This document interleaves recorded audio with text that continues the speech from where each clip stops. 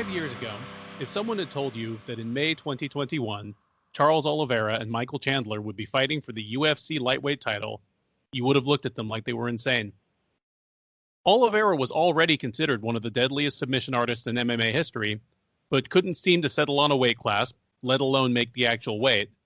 And combined with his knack for major mental and tactical lapses, he seemed like a very long shot indeed to ever string together enough wins to challenge for the toughest title in the sport. Meanwhile, Chandler was at the time already Bellator's greatest homegrown star and most accomplished fighter, but he was just barely bouncing back from a 3-fight losing streak that had almost certainly damaged his value on the free agent market. All indicators seemed to point to Iron Mike spending the remainder of his career with the UFC's top competitor. What a difference 5 years make. Good evening and welcome to the Sherdog Radio preview for UFC 262, Oliveira versus Chandler. I'm your host, Ben Duffy of Sherdog.com, and with me as always is Keith Schillen. Keith is the executive producer of the Sherdog Radio Network and the Loudmouth MMA Podcast Network. He is the creator of numerous shows for the Sherdog Radio Network, including MMA Past, Present, and Future, and of course the Schillen and Duffy Show. Keith, going to my time traveler hypothetical here, if that time traveler went on to tell you that by May 2021, Khabib Nurmagomedov would have retired undefeated, and Tony Ferguson never did end up even fighting for an undisputed lightweight title, you would have laughed them right back into whatever time machine they came from. Yet that's the world we find ourselves in. Are you prepared for it? Yeah. I mean, I think your intro was dead on, and this is what I love about the sport. I love these twists and turns, the guys that got counted out that come back, and you know, as far as would Khabib be retired or not, that's maybe a little more believable.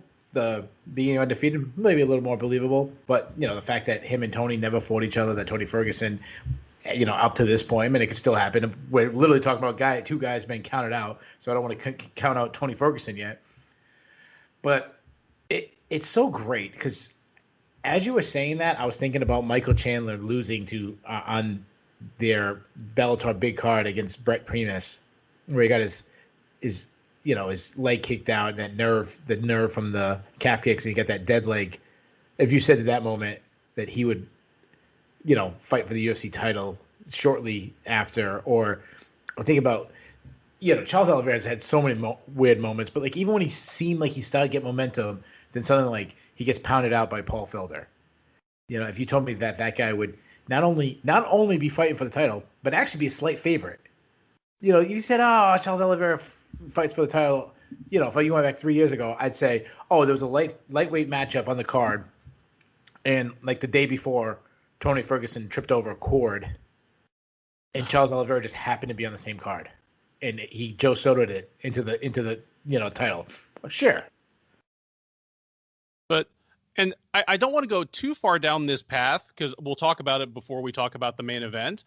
But whoever wins this weekend, to me at least, it's not really going to feel like a fluky champ. It's not going to be like, oh yeah, remember the Matt Serra thing? Like it's an unexpected path to where we got today.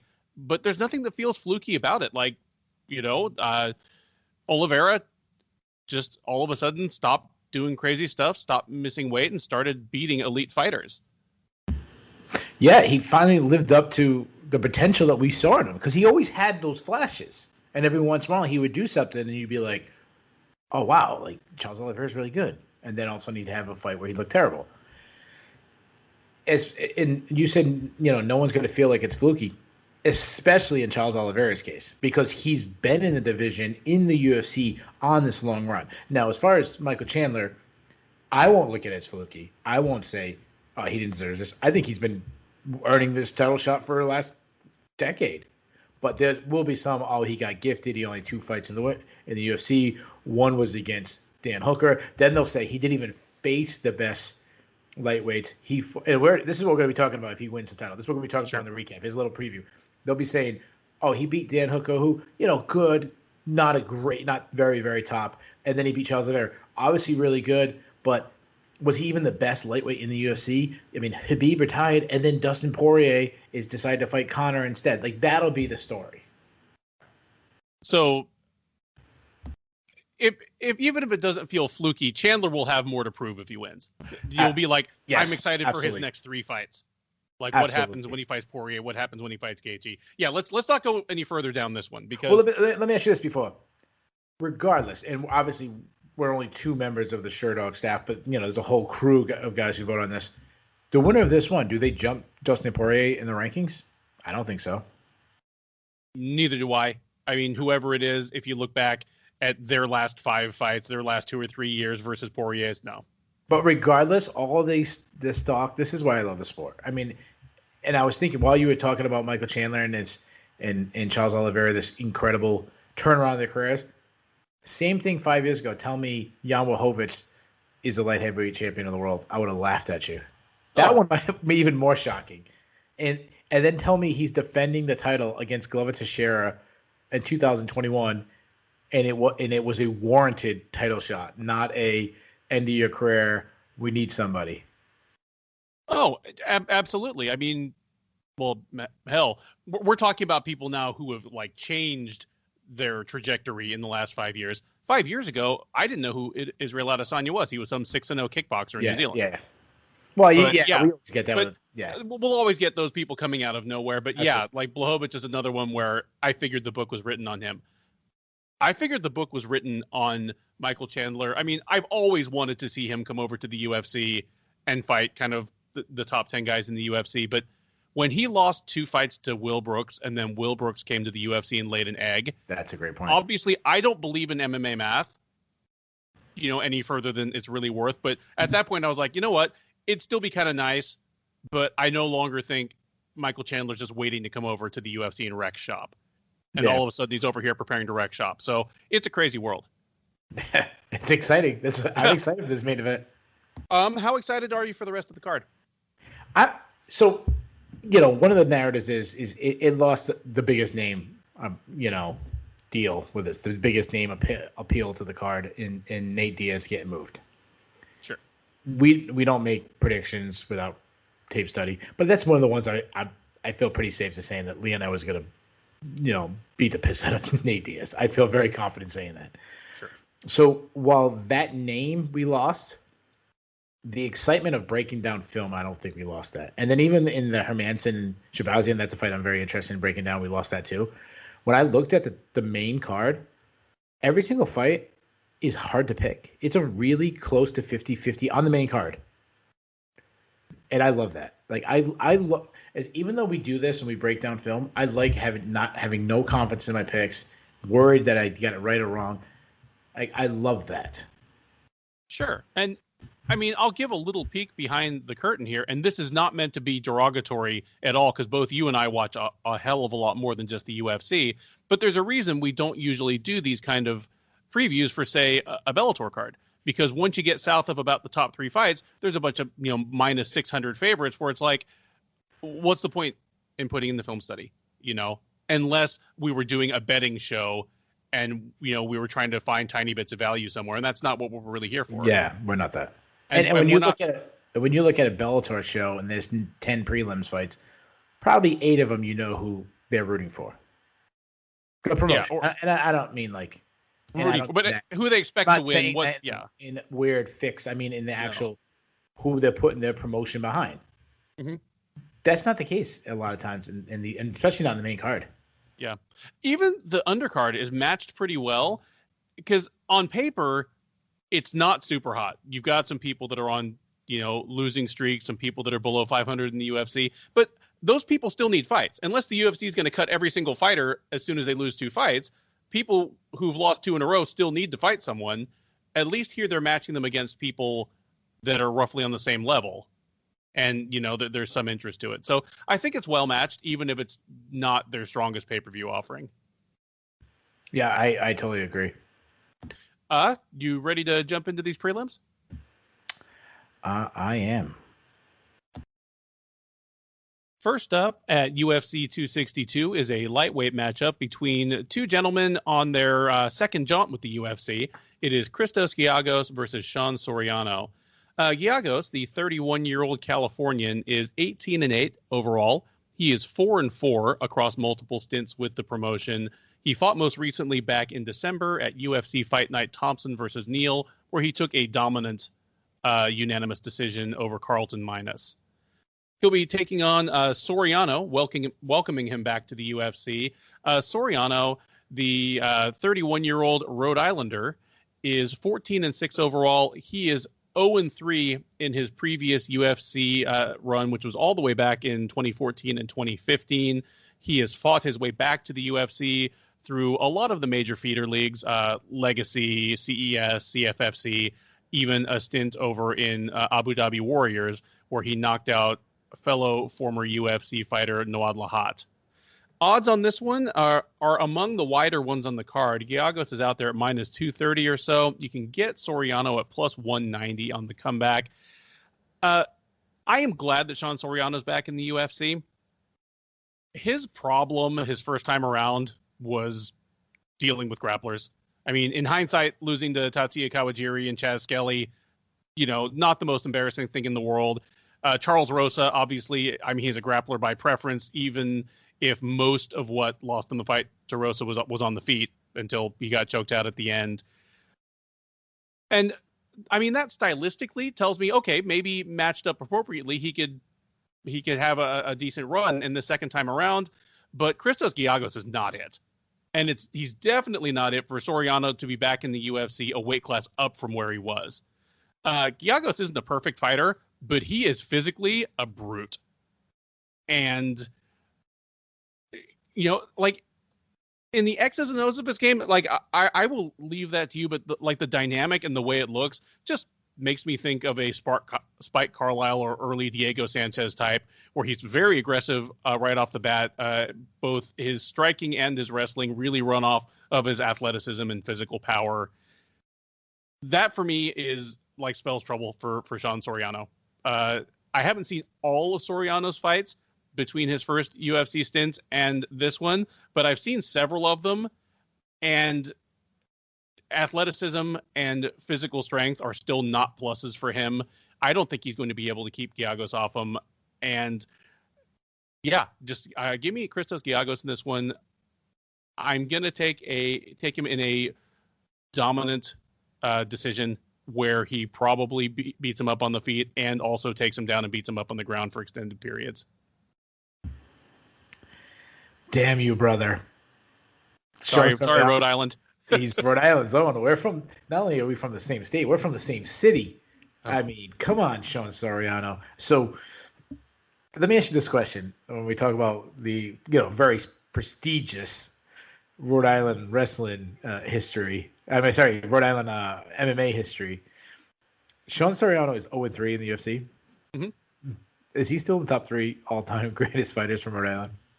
Well, I am rebooting the Sherdog series Greats of the States, so it'll be a while since I just started with Alabama last week. Yeah. But I have the feeling he might be on the edge of the top 3, honestly. I mean, it's got to be Andre Sigmatot and Eric Spicely and him. Yeah, so your top 2 are guys who are below 500 in the UFC. Yeah. I mean, there is this one fighter from Rhode Island that's been undefeated for like 13 years or something like that. But that guy didn't love. Oh, I mean, I'm as big a Shill the Thrill fan as anybody, but I try to go on what they've done in the last 5 years, Oh, okay. Fair enough. We're talking all the time, yeah. We don't play favorites here, but listen, when we get a guy once every 3 years thrown in the UFC from Rhode Island, like I'm rooting for Sean Soriano. I mean, come on, we're a little state, we're the little midget of the United States. Like, come on, Sean. So I'll start with Sean. He's a pretty technical boxer. He has a high guard. He's got pretty decent output. His hands, I would say fast, but it's got a little bit of speed to it. His straight right is pretty accurate. Though he does look for it too much. He got that, what I like to say, the Dan Henderson in him. Like his right hand side getting good, and then he leads with it, and the best thing is to hide that and then unleash it when it's open. I like that he goes to the body. You can tell he's got a lot of rounds in the boxing ring based on his style. Throws a lot of kicks, targets calf kicks. So I should say, instead of boxing, he's more of a Muay Thai kickboxer. he can throw naked kicks. And at this level, I don't know if Christos Giagos is the guy to make him pay for them, but there's obviously guys in the division that could. While he likes to press forward, he hates to be pushed on his back foot. He doesn't like getting backed up. He does one of these things where you see a little panic in him when the guy's coming forward. He's not handle pressure very well, and he backs up on the straight line. Even though he doesn't have a wrestling background, he's at Stanford MMA. He's around wrestlers all the time, so he'll sneak in a takedown. But his entries are weak. He's not a strong, powerful wrestler. Weak takedown defense himself. If he gets on top, you can see he's well rounded. Like he's got a decent top pressure, though he can be a little sloppy sometimes chasing submissions. Move that over to Giagos, high volume guy. I've been really taking away guys who I used to say this guy stance switches a lot. I'm trying to do it to the people who do it constantly, and he's one of the guys who actually does it constantly. He's very aggressive on the feet, like almost kind of wild. He will overthrow his strikes at times, and he loads up on everything. But what I like about him is he disguises his entries in his striking pretty well. He mixes it in pretty good, and he looks for takedowns a lot. Like that is where he wants to. He wants to get the fight to the ground. If he gets you down, heavy ground and pound, aggressive ground and pound. He is a Brazilian Jiu-Jitsu black belt. We've seen him in a lot of fights, especially his last fight against Katlyn. He'll jump on your back. He does fade late though. Like that is a huge thing we saw in all of his UFC fights. I'm going to give him a pass on his last fight. I mean, he took the fight on 3 days' notice, so I'm going to give him a pass that. But he has faded in other fights. So I am not nearly as confident as you are, and that not praising Sean Soriano. It's more of I'm not that confident in Christos Giagos, but he should win this fight, especially with the advantage in the wrestling. Soriano is such a likable guy. I mean, you see him. If all the fighters at Stanford MMA, he is always constantly in guys' corners. I mean, you'll see him in Kamaru Usman's corner. You'll see him in. I mean, I wouldn't be shocked if Sean Soriano fights in the main event and suddenly he's in the corner of Michael Chandler in the main event. Like that's just he must be like everyone loves this guy. So he must be a real good student of the game that people always constantly use him to corner guys. That says some people are better explaining things than actually executing, and I think that's kind of the case with Soriano. I'm really glad he's back in the UFC, but I think Giagos is going to take him down, ride him out to victory. So give me Giagos, and I'll take him by unanimous decision. Next up, we step down to the featherweight division, where Kevin Aguilar will attempt to right the ship as he welcomes Tucker Lutz to the UFC. Kevin Aguilar, the 32-year-old from East Texas, is 17-4 overall. He is 2-3 since joining the UFC out of the second season of Dana White's Contender Series. But more specifically, he won his first 2 fights in the UFC and is currently on a 3-fight losing streak. Those 3 coming against Dan Ige, Zubaira Tukhugov, and most recently Charles Rosa last June at UFC on ESPN I versus Calvillo. He'll be taking on Lutz, the 26-year-old from Baltimore, is 11-1 overall. He is making his debut in the UFC off of 2 appearances last fall on the Contender Series. He won both by decision. One was in September, which I guess is technically summer, and then he fought again in November, taking a unanimous decision over Sherrod Blackledge. Odds in this one actually favor the newcomer just a bit. He is out there at minus 120. You can get Aguilar at even money as the slight underdog, plus 100. Keith, it's 2 guys with 3 appearances on the Contender Series between them. Tell me a little bit about them and who wins and how. Yeah, so it's funny because with Lutz being the favorite, and I understand that's based on what they've done recently. You know, Lutz is coming off 2 wins on the Contender Series. Aguilar, obviously they're in the UFC, so it's a different level of competition, but he's on a 3-fight losing streak. But when they entered the Contender Series, Aguilar was viewed much higher, at least in my opinion, as his prominence coming in the UFC. And it's funny how in just a short time, the roles have changed. Now, no, Lutz is not a major favorite, as you said. I just thought that was interesting. Now, as far as Aguilar, he's not a great athlete.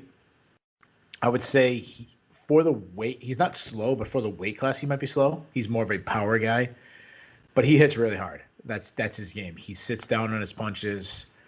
When he's at distance, he almost leaps in to his punches to land shots.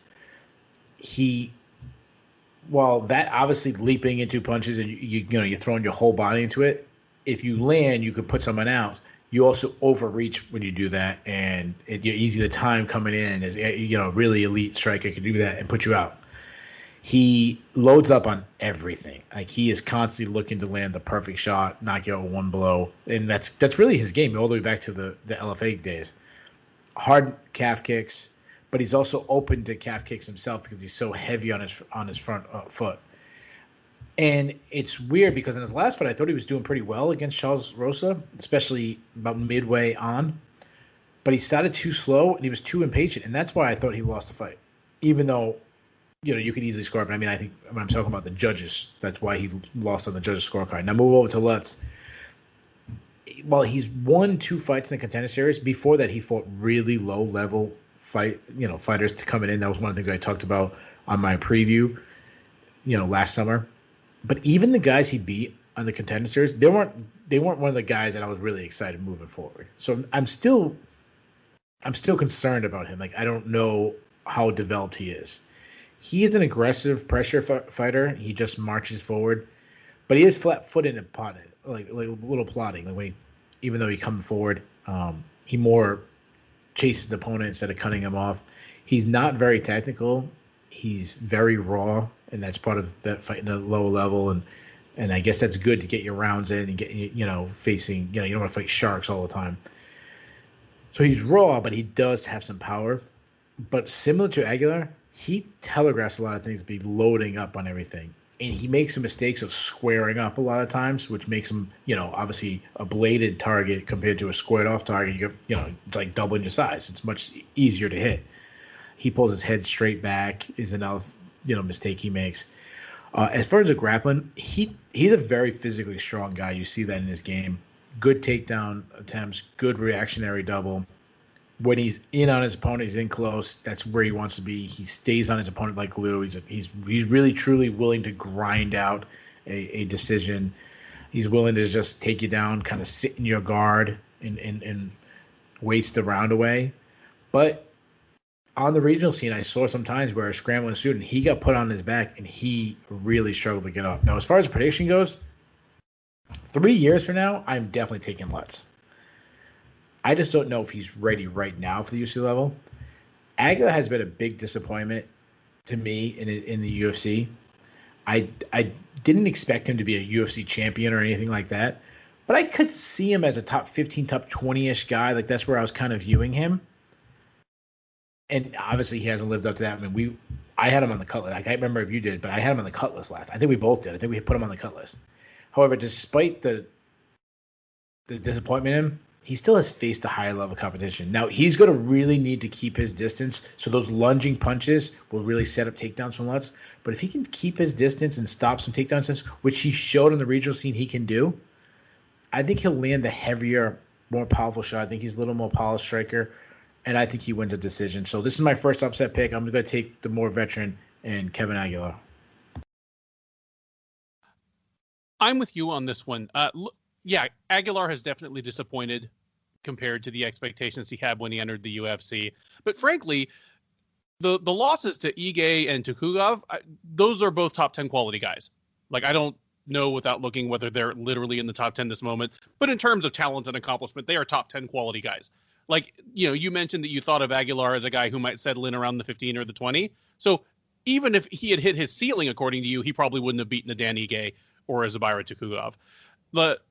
The concerning fight to me was the Rosa fight because, yeah, for good big portions of the fight, he did not look like the Kevin Aguilar we were used to. I don't know if he was afraid of losing his job and just wanted to really take a different approach. But that felt to me like a fight that with a few adjustments, he would have won. And Rosa's better than anybody that Lutz has faced, including his appearances on the Contender Series. I agree with you. Like, Lutz might have a higher ceiling, but I don't even know what that ceiling is. The fights he had in Baltimore just really don't tell us much. And if you look at the records of some of those dudes he beat, like you said, it's good for him to get the rounds in. You don't want to fight sharks every time. But this will be the closest to a shark that Lutz has really faced. And I agree with you that Aguilar is going to be too much too soon. I mean, there's every possibility that Aguilar might catch him with one of his crazy strikes in the first round. And if not put him away, at least put away the round convincingly enough and change the tenor of the fight enough that kind of determines how it goes. I'm not going to pick the finish. I mean, Lutz is on, I think, an 11-fight winning streak. He lost his first fight by knockout, and then he's won everything since. But give me Aguilar by decision. We now come to the first of 3 women's flyweight bouts on the card as Gina Mazany and Priscila Cachoeira meet in a clash of women with their backs somewhat against the wall in terms of their UFC runs. Mazany, the 32-year-old Alaskan, is 7-4 overall. She is 2-4 in the UFC.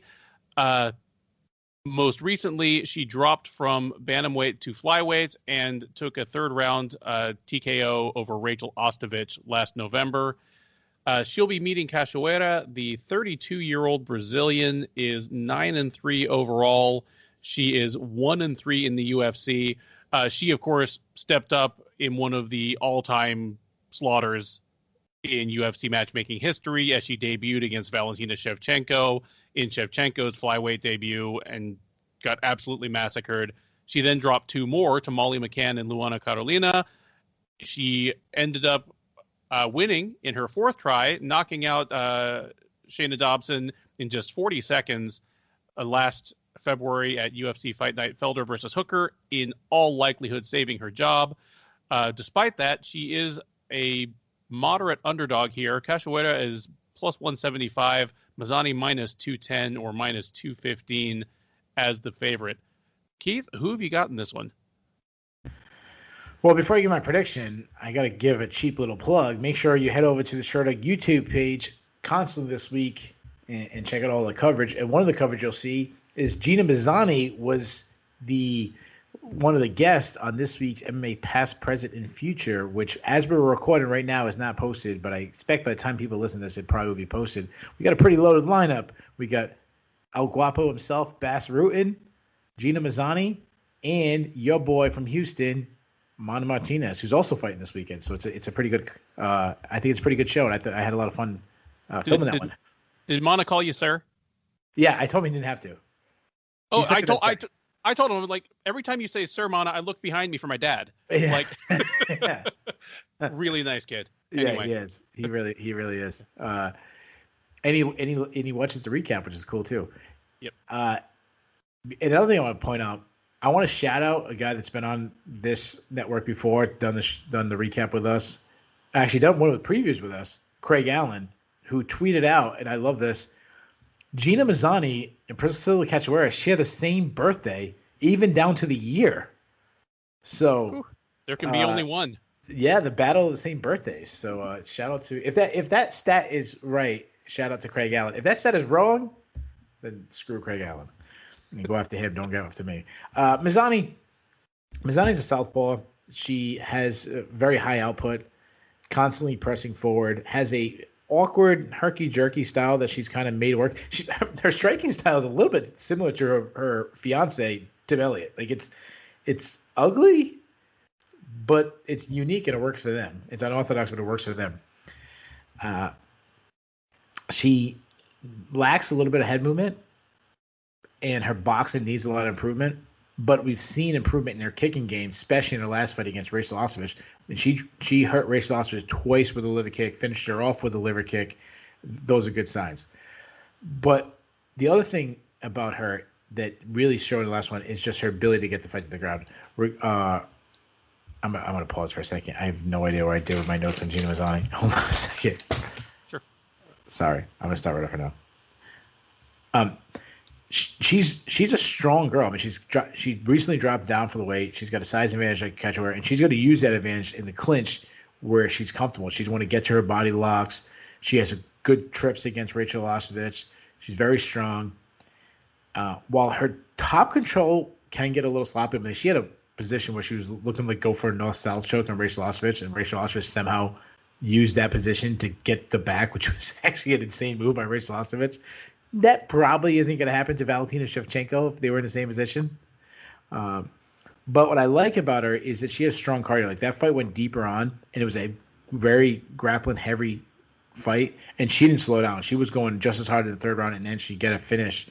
So you're like that. Now moving over to Cachoeira. Cachoeira is very aggressive on the feet. She just marches forward, doesn't cut off her opponent when they try to avoid her. She more chases, but when she gets in her range, she just goes like berserker wild, kind of like the old Vanderlei Silver and Pride. Just I'm gonna stand right hand, I'm gonna throw back and forth wildly, and I'm gonna trust that my shots are harder than yours. Now I looked at her fight against Shannon Dobson. Like suddenly the narrative about Priscila Cachoeira is if she touches you, she puts you out. And I don't think that. Like when I look at her, I see a girl who's throwing wild strikes, and even though they're wild, they're on punches. There's no technique. The hands are coming from low angles. Her chin is high in the air. She's a big target, and I kind of feel like she just landed a perfectly placed shot. I don't like saying this, but it looked a lot like luck to me. Then, suddenly she's this gigantic puncher in the females divisions. DC pointed out in the fight right before that she almost doesn't even look at her target when she throws. As far as the ground, she will go for a takedown, but isn't much of an offensive wrestler at all. If she gets it down, I would say she's a decent grappler. Like she's not spectacular, but she can. Like I wouldn't be shocked if she took Mazany down and controlled her on the ground. And the other thing about Cachoeira is you can't challenge her hard, even in fights that her fight against Luana. I mean, she got lost like 30-25, but she was still throwing hammers, throwing haymakers in the third round. And then obviously the Valentina Shevchenko, she had every chance to get out of that fight. And she was kept moving. I mean, I'm not saying it was not an extremely late stoppage. It was. But, she was still trying to fight, even though she was grossly, one of the biggest mismatches of all time. As far as prediction goes, I'm going to go with Mazany. She isn't as explosive as Cachoeira is, but I think she's more technically sound. I think she might be stronger. She's going to have to avoid an early onslaught barrage where Cachoeira is just going at her crazy. And she actually mentioned that in our interview. But I think she's going to take it. This is exactly how she broke down the fight, and I kind of agree with it. I think she's going to take over around, late first round, second round, particularly on the ground wrestling, and I think she gets a decision victory. So give me Gina Mazany to extend a winning streak to 2. Man, I was really, really close to picking the upset on this one. If Priscila Cachoeira were any better at any one thing, I probably would have just like pulled the lever for it, because I'm not quite as firmly behind Mazany as you are yet. Her problem at bantamweight was that she had a game that really needed her to be the better wrestler and or like bigger, stronger woman. And when she wasn't, it was just ugly. Like you look at the women she lost to, they're all good fighters. Sarah McMahon, Lena Landsberg, Macy Chiasson, Julia Avila. What do they all have in common? They're all big, strong women. All I know about Mazany at 125 is that she could out wrestle Rachel Ostovich. Like that's not enough for me to get fully behind her yet. And like I say, I came close to picking the upset here, but Cachoeira, it's just, and I feel bad saying this. I don't mean to sound mean, but it's just like a contest for who's the worst flyweight in the UFC. Like she beat Shayna Dobson, so that pushes Shayna Dobson down 1. Shayna Dobson is literally like below 500 as a fighter, not just in the UFC, but she's like literally below 500 period as a fighter. And before that, she just hadn't shown many signs of life in her other fights. If Cachoeira was just a little better boxer so that she transferred a little more of that wild power into actual impact on the chin, if she were a little more technically sound as a wrestler, because I think she'll be at least as physically strong as Mazany and is probably a little better athlete, but Mazany is just such a better schooled wrestler. Just if Cachoeira were just a little better at any of these things, I'd feel comfortable going for the upset. I certainly wouldn't see value on Mazany as like a greater than 2-1 favorite, but I'm with you. I think I am cautiously believing that Mazany has a new life at flyweight. And if that starts with, ushering Rachel Ostovich and now Priscila Cachoeira out of the UFC, then, you got to start somewhere. Give me Gina Mazany by decision. Next up, it is the middleweights as Jordan Wright takes on Jamie Pickett. Wright, the 29-year-old Californian who is called the Beverly Hills Ninja, or at least who calls himself the Beverly Hills Ninja, is 11-1 with 1 no contest. He is 1-1 in the UFC. He won his debut slicing and dicing Ike Villanueva to a doctor stoppage in about 90 seconds last August.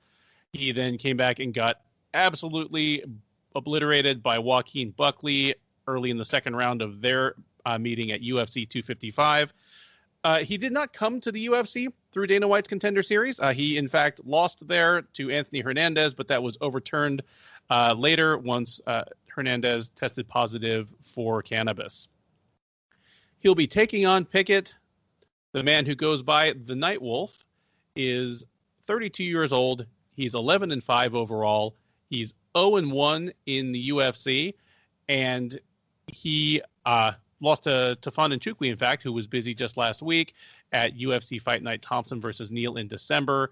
That marked his entry finally to the UFC after I don't know if it's unprecedented, but a rare 3 shots on Dana White's Contender Series, and third time was the charm for him. He beat Jonovan Patti last August, which punched his ticket to the UFC.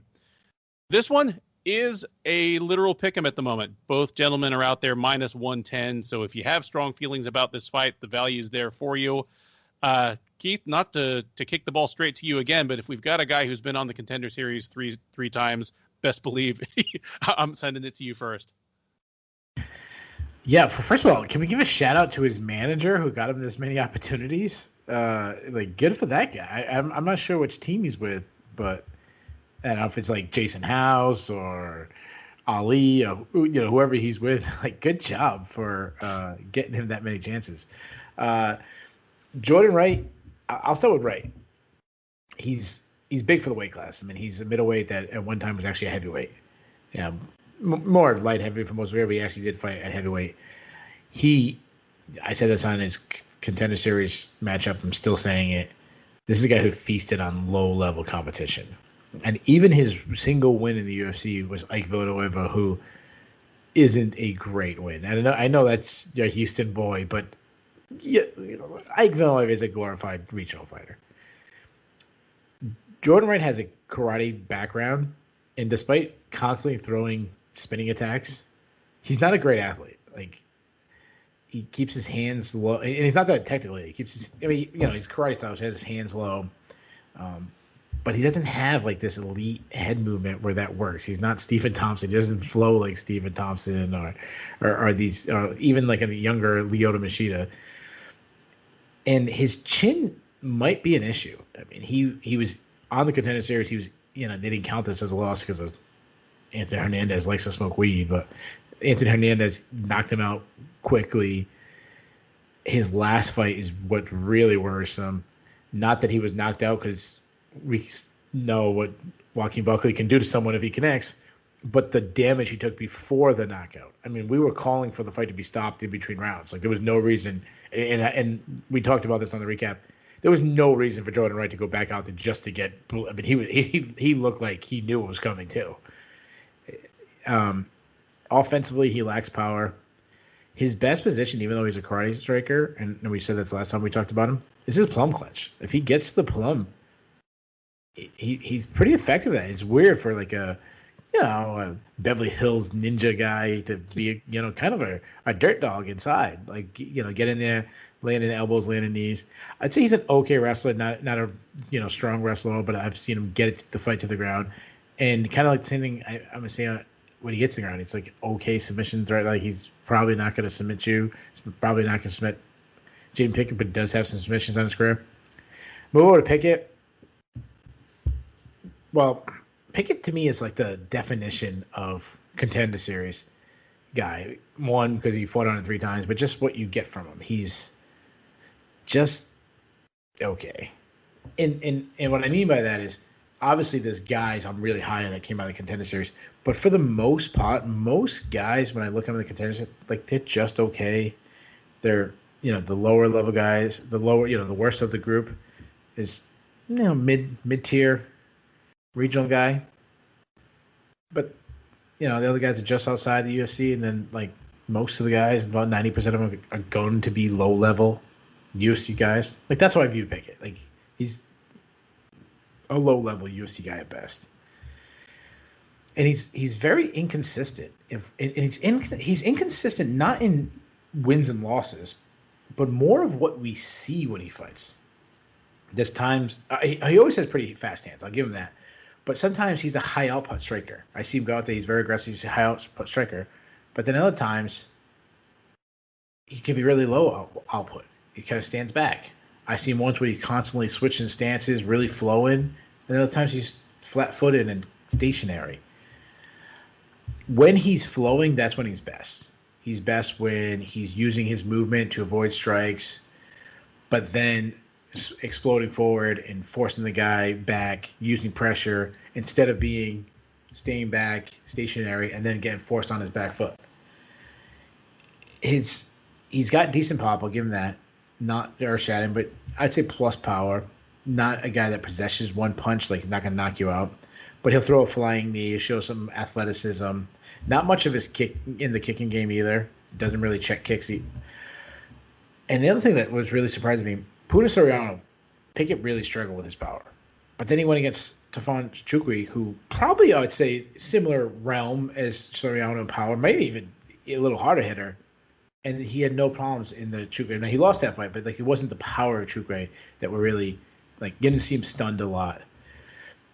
Pickett in the grappling, this is where I feel most comfortable with him. I think he's a pretty underrated grappler. I think he's actually probably a better grappler than he is a striker. He's good at chaining takedowns together. He's good at just being consistent to the takedown. Like knowing that takedowns may be part of his game. Even if he misses it, he'll go back to it later in the round. Gets on top, good ground and pound. He only has one submission win on his rec, I believe. He might have more than that now. Nope, he only has one submission, but he still threatens with submissions while he's on the ground. But I don't like that he'll lose some position looking for the submission, and if he ends up on Bonnie, he really struggles. Now, I've said a lot about this fight. I'm not high on either guy. Both guys come to contenders. I'm not high. But I'm intrigued by it because they're in the same room. I'm intrigued by it as the same if these guys were the co-main event or main event in LFA. Like, I'm intrigued because, yeah, they're kind of similar. It appears to me that, like I said, Pickett is a low-level UFC fighter. I don't view Wright at that point right now. I look at him as more like a mid-card regional fighter. Like, that's how low I am on him. So I think Pickett's going to outbeat him on the feet and outbeat him on the ground. So give me Pickett and give me him by decision. I love that you talked about, Wright's kind of, lack of elite movement compared to someone like Stephen Thompson, because when he's not getting into his underratedly dirty game, like in the clinch, because of course that's what he really busted up Ike Villanueva with, was a knee from the clinch that, I love Ike, but he's been in a lot of fights, and at this point a stiff breeze does make him start bleeding over the eyebrows. But when Wright's not doing that, he looks like some local fighter trying to simulate Stephen Thompson for somebody in his gym, basically. I don't have anything to add here. You've done a extremely comprehensive breakdown of their relative skill sets, but I do like that you pointed out kind of how, I don't know if it's underrated because nobody really talks much about him at all, period, but certainly it's unsung is Pickett's ground game, where he is threatening with positional advances and submissions, and he ends up getting ground and pound stoppages, I think, just because he's keeping people off balance and on the defensive against a possible submission. I like him to beat Jordan Wright here. I think he's, even though Wright is like you say, a former heavyweight, former light heavyweight, I think Pickett's going to have the strength advantage when they get hands on each other. I think Pickett's definitely better on the ground. I don't think it's a huge strength for either of them, but I actually trust Pickett's gas tank a little more if it goes into the later rounds, especially if Pickett has been wrestling. Just to kind of break up the endless parade of decisions that I'm literally signing myself up to watch from cage side this Saturday, I'm going to say Pickett wears him down, gets him out of there, and just kind of shows that he's UFC level and perhaps Wright isn't. So give me Pickett by a third round TKO on the ground. The UFC 262 prelims take us back to the women's flyweight division for a meeting between Andrea Lee and Antonina Shevchenko. Lee, the 32-year-old Texan by way of Louisiana, is 11-5 overall. She is 3-3 in the UFC, and just like an inning of baseball, it is 3 up, 3 down, as she won her first 3 fights in the UFC, but is currently on a 3-fight losing streak against Joanne Calderwood, Lauren Murphy, and Roxanne Modafferi. Obviously, with her back against the wall, at least to a certain extent, she will be taking on Shevchenko. The older sister of your UFC flyweight champion is 36. She is 9-2 overall. She is 3-2 since joining the UFC out of the second season of Dana White's Contender Series, and she has alternated wins and losses throughout that time, beating Ji Yeon Kim, losing to Roxanne Modafferi, beating Lucy Pudilova, losing to Katlyn Chookagian, and most recently, last November, defeating Ariane Lipski by a late second round TKO. Odds on this one do slightly favor Shevchenko. She is minus 125, or you can get Lee at plus 105, plus 108. I see some general, some general parallels between these two. Obviously, they're both Muay Thai style kickboxers by preference. In fact, both of them had kickboxing experience before they crossed over to MMA, though Shevchenko's was a good bit more extensive. And despite that, they're both slightly underrated as wrestlers. They can, somewhat handle themselves on the ground. And more importantly, they've both shown willingness to lean on their ground game to win them the fight if they need to. Neither of these women is just going to go out on her shield over principle. They both have shown themselves willing to get the win any way they can. I usually peruse Tom Feely's official Sherdog previews if I have time before we talk. And one thing that I love that he said about Antonina Shevchenko is that she's basically Valentina without the elite athleticism. Like, it's not to say that Antonina Shevchenko isn't a good athlete. I mean, she's a perfectly fine athlete, but Valentina is an absolutely elite athlete. She's strong as an ox. She's explosive. She's fast. She's flexible. She strikes you as someone, like, if she didn't want to fight, she could be a gymnast or just about any other sport she wanted. Shevchenko doesn't have quite that, but the rest of the same game is there in broad strokes. Like, their striking looks about the same. Shevchenko, Antonina, shares the ability and the willingness to get the fight to the ground. She's taking on Lee. Lee doesn't fight quite as athletically and explosively as she comes across, and I'm not sure why it is. Like her fights always come across just end up being much more grindy, win or lose, than I expect them to be. I think the odds are right on with these two. They feel extremely evenly matched to me. And Lee's last 3 fights, I mean, they've all been against good opponents. Her fight against Joanne Calderwood was a literal title eliminator. Like, Calderwood earned a title shot off of that fight. She didn't end up getting it because she ended up taking that stay busy fight against Jennifer Maia and losing. But Calderwood, by beating Andrea Lee, earned a shot at Valentina Shevchenko's title. Like, that's how close Lee was. All 3 of those fights, Calderwood, Murphy, Modafferi, they were all razor close. You go to MMA decisions, at least some of the media scored all 3 of those fights for Lee. And against Murphy, which was here in Houston last year, literally all of the media scored it for Lee. I'm not saying that means everything, but on a night of fights that was UFC 247 last February, that was plagued by some of the worst judging in recent memory in the UFC. It's worth noting, like, Andrea Lee, by all rights, should not be on a 3-fight losing streak. And in fact, she has 2 losses to women who put themselves into the immediate title picture by just barely beating Andrea Lee or by not beating Andrea Lee. Just based on that, like, I feel as though Lee has more momentum and her game is in better shape than it appears from her record. I also don't know how much Shevchenko is still improving at this point. I think she may just be what she is at 36, which is pretty good. But just give me Andrea Lee in this one. I think she breaks the skid. She gets herself kind of right back into the thick of things. It's still a wide open division. And even though she just lost 3 in a row, you know, she might just be that many again from being right back in the title picture. But give me Andrea Lee by decision in this one. Well, I have one major beef with you on this pick.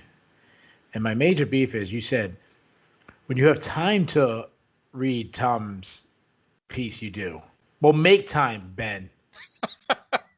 Because it's 1, they're fantastic. And 2, we're going to always support fellow Sherdog staff members. Anyways, back to this fight.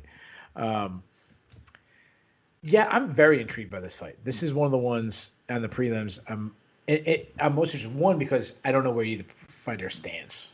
And then I really don't know how I feel about either fighter. And I think this will answer some questions, especially about Shevchenko. Now, Shevchenko was one of the people that I was extremely excited coming out of the Contender Series. Sean Bitter from Cage-Side Press messaged me about an article after the season that Shevchenko was on, and had it was me and a couple other media members about the Contender Series, and there was a couple of questions. I think one of the questions was something like, who's your favorite female coming out of the season, or it might have been your favorite fighter, fighter overall that could do some damage in the division. And I really liked Antonina. Like, I was super high on her. Obviously, I might have overrated what I thought her grappling game was, but I wonder if she's turning the corner now, because she looked much better in the last fight. So, on the feet, I think she's one of the best strikers in all of MMA. I mean, we see that with her kickboxing experience and history and champions. I mean, she's got the credentials. She got more of a kickboxing credentials than her sister does.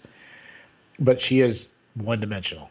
That's what you have to point out there. But on the feet, she marches forward. She does very good at darting in and out of range. Her accuracy is really good. She only needs a very small opening to land a shot. She'll jump in and throw a combination. Her straight left right hook combination is so good. That's like her go-to thing. She can work behind a jab. She's a longer fighter. Kicks everywhere, like legs, high kick, switch kick to the head, question mark kick, keep kicks. She's got the full arsenal. She's not bad in the clinch either. I mean, that's what you get when a Muay Thai kickboxer. She can land knees and elbows, but her wrestling up into her last point, and I mean the Katlyn Chookagian fight was the one that always shows out to me. Her wrestling was nothing short of terrible.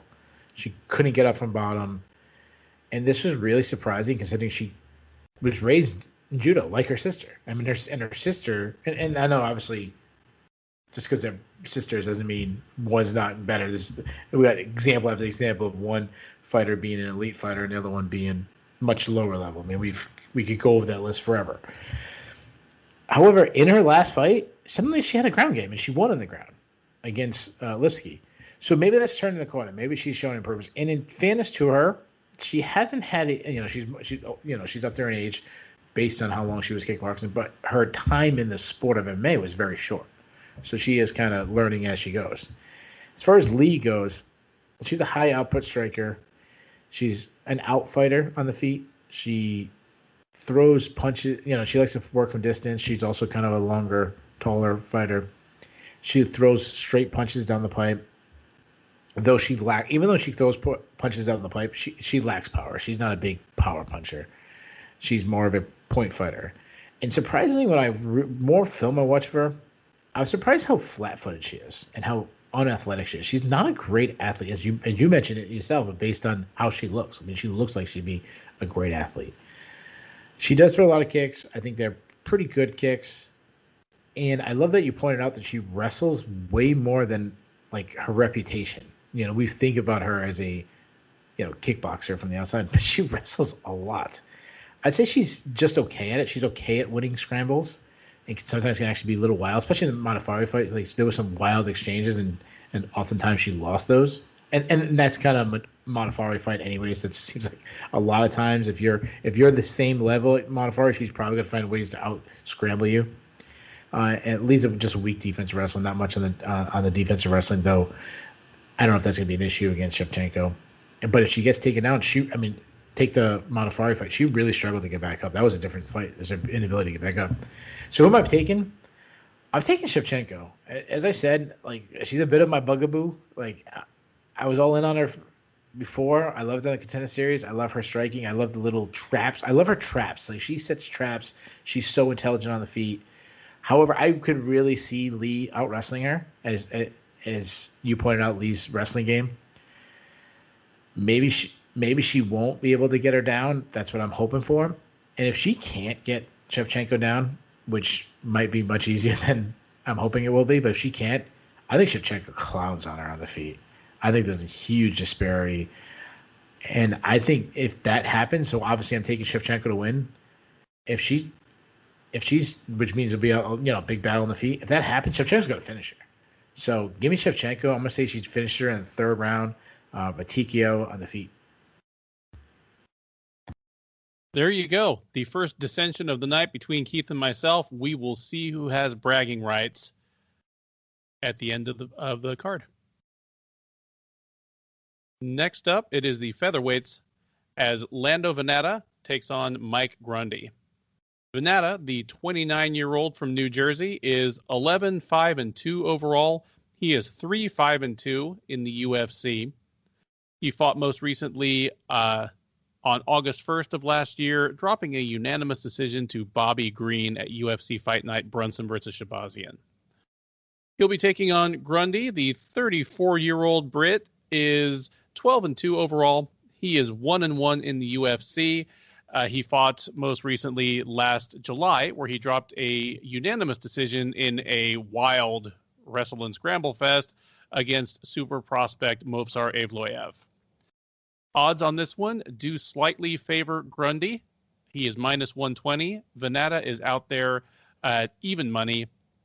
Also worth mentioning that this is Vannata's return to the featherweight division after several fights at lightweight.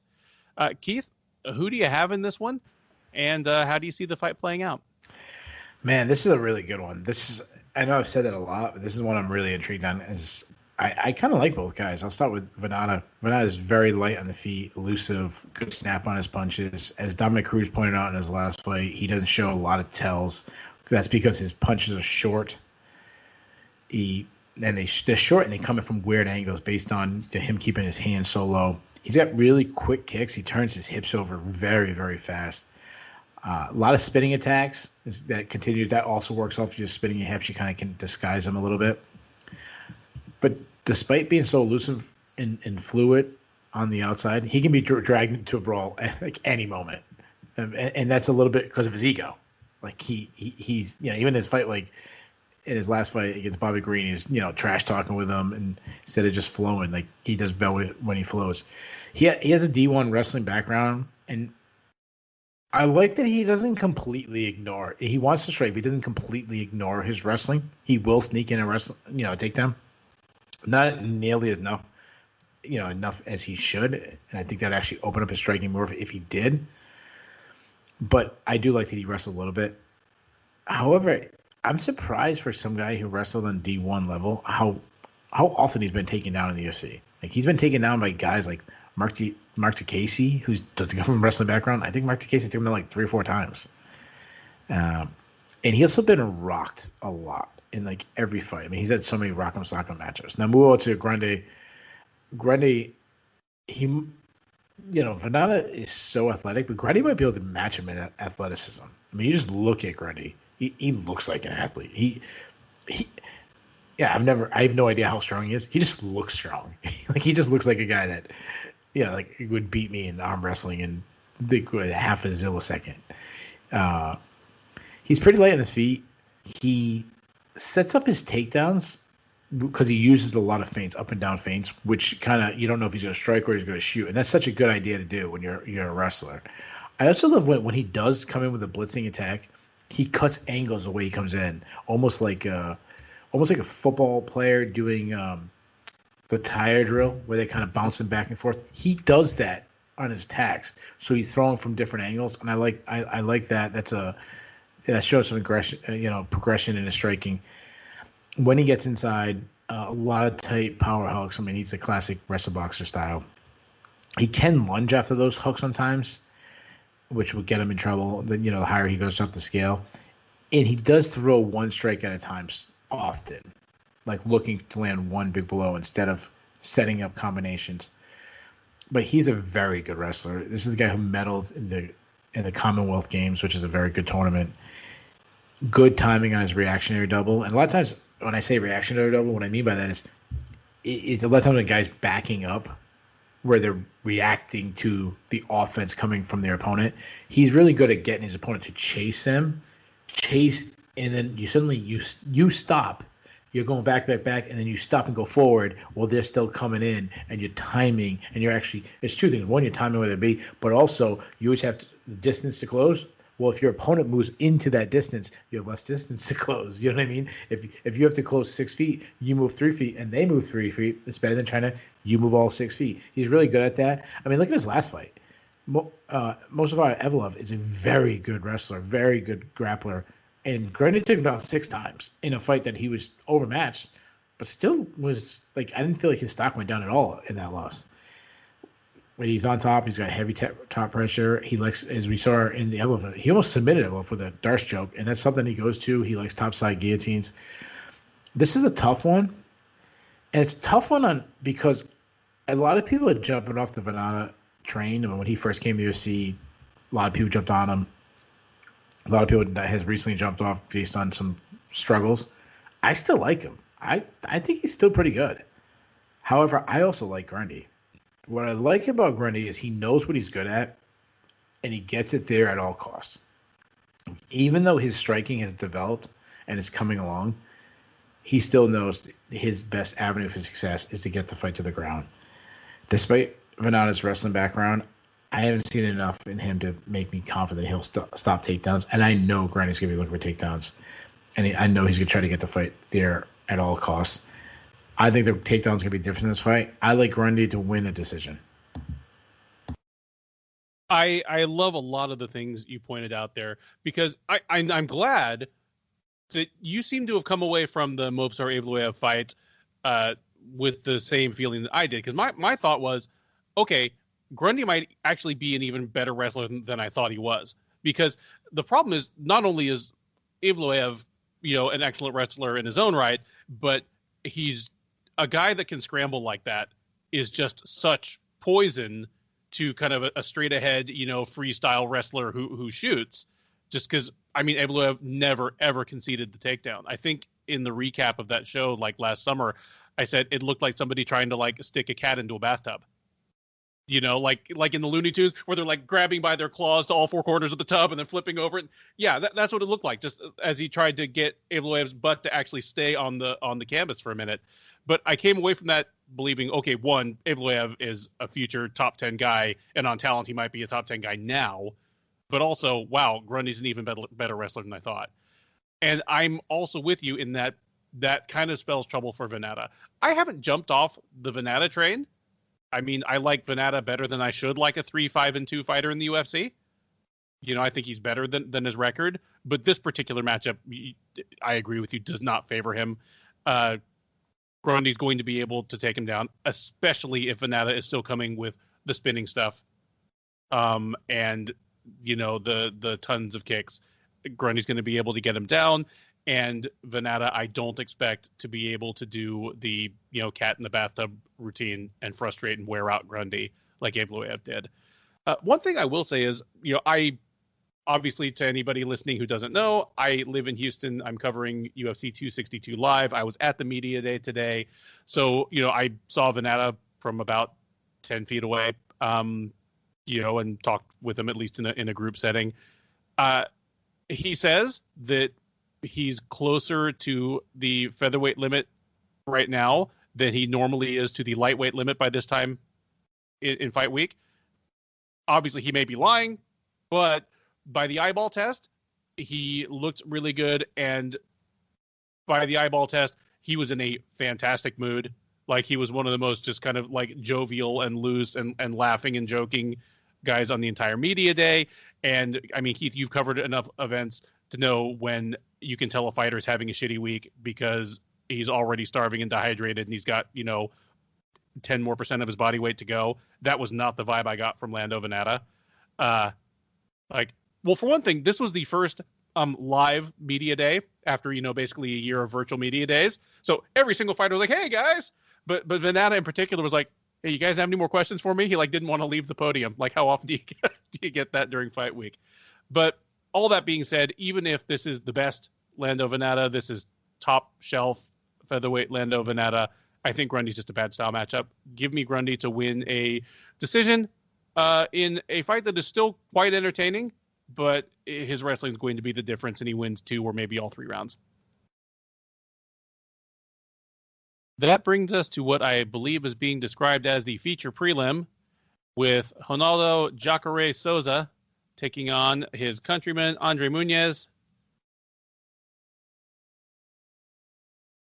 Souza, the 41-year-old Brazilian, is 26-9 with 1 no contest overall. He is 9-6 since joining the UFC as a recently dethroned Strikeforce middleweight champion. He is currently on a 3-fight losing streak, those coming against Jack Hermansson, Jan Blachowicz, and Kevin Holland. The Holland fight, of course, where he was memorably knocked out by Holland as Holland sat on the literal seat of his pants just within the first minute or 2 of their fight last December at UFC 256. He'll be taking on Muniz, who, after making his kind of belated and delayed entry to the UFC after 2 appearances on Dana White's Contender Series, finally showed up in 2019 and has gone 2-0 ever since. He beat Antonio Araujo back in November of 2019, beat Bartosz Fabinski last September at UFC Fight Night Overeem versus Sakai. Incredibly, if you're somebody who was around for Cachoeira's heyday, these 2 are a pick'em at the moment. They are both out there minus 110. Quick anecdote before I throw it out to you. Cachoeira was on the media day today. There was not a translator handy. So, he was just up there. It's like, hey, I'll do my best. First question was, what do you take away from the Kevin Holland fight? His answer is, what can I take from it? It was terrible. Nobody expects that shit. That was like his literal response. It's like, your English is just fine. How do you not love Cachoeira? Yeah. Great dude. It's great that you say that. How do you not love Cachoeira? Yet for all that, his back is kind of against the wall too. He's lost 3 straight. He's 41 years old. None of these losses are terrible in a vacuum. I mean, Jack Hermansson is an incredibly wily and tough fighter. Jan Blachowicz, well, guess what? Cachoeira gave Jan Blachowicz a hell of a lot more of a fight than his next 3 opponents, and Jan Blachowicz is now your light heavyweight champion. And not Israel Adesanya nor Dominic Reyes gave him any tougher a fight than Cachoeira did. And then there's the Holland fight, which, as Cachoeira said, hey, nobody expects that shit. Except you do expect that perhaps, your chin starts to go as you push into your 40s with, all the wear and tear of the years on him. It's, Muniz is a guy that even the Cachoeira of like 3 years ago, I would have favored to crumple Andre Muniz into a small ball and kick him into the 3rd row of seats. Muniz is a big, strong, athletic middleweight whose best route to victory is his grappling. That's tough sledding against Cachoeira Souza, who is, in all likelihood, the most credentialed and accomplished grappler to cross over to MMA in a serious way. You know, he's without counting, I think he's like an 8 or 9 time Mundial's gold medalist. Yeah, like I think there were 4 years where he won his weight class and won the absolute. He's a 2-time Abu Dhabi winner. Like he's in the club. He's in the club. He's in the club, and it's a small club. Like he's on the one hand club. Him, Maya, Haja Gracie. Yep. Adolfo Vieira. Yep. He's in the club. The other Gracie there, what's his name? Hickson's son. Kron Gracie. Yeah. Like, but the thing is, Father Time is still undefeated. There was a time when Cachoeira was guaranteed death on the ground, and it did not matter who you were almost. But you know, it was a very arresting visual when Kevin Holland like laughed and said, "I had a dream about this last night," and then knocked him out seated. But even before that, you know, people like Jack Hermanson, Kelvin Gastelum, Kelvin Gastelum spent significant amounts of time on the ground with Cachoeira and was never. I mean, there were exchanges that he lost, but there wasn't like, oh man, you know, there was a minute and a half where he was like being strangled within an inch of his life. Like he held his own on the ground for long periods against a guy in the club for the greatest grappler we've ever seen in MMA. Like Souza's, like his weapons aren't quite there anymore. Muniz is, I mean, he's a step down from Hermanson, Blachowicz, Holland. Like I'm not saying he's a bad fighter.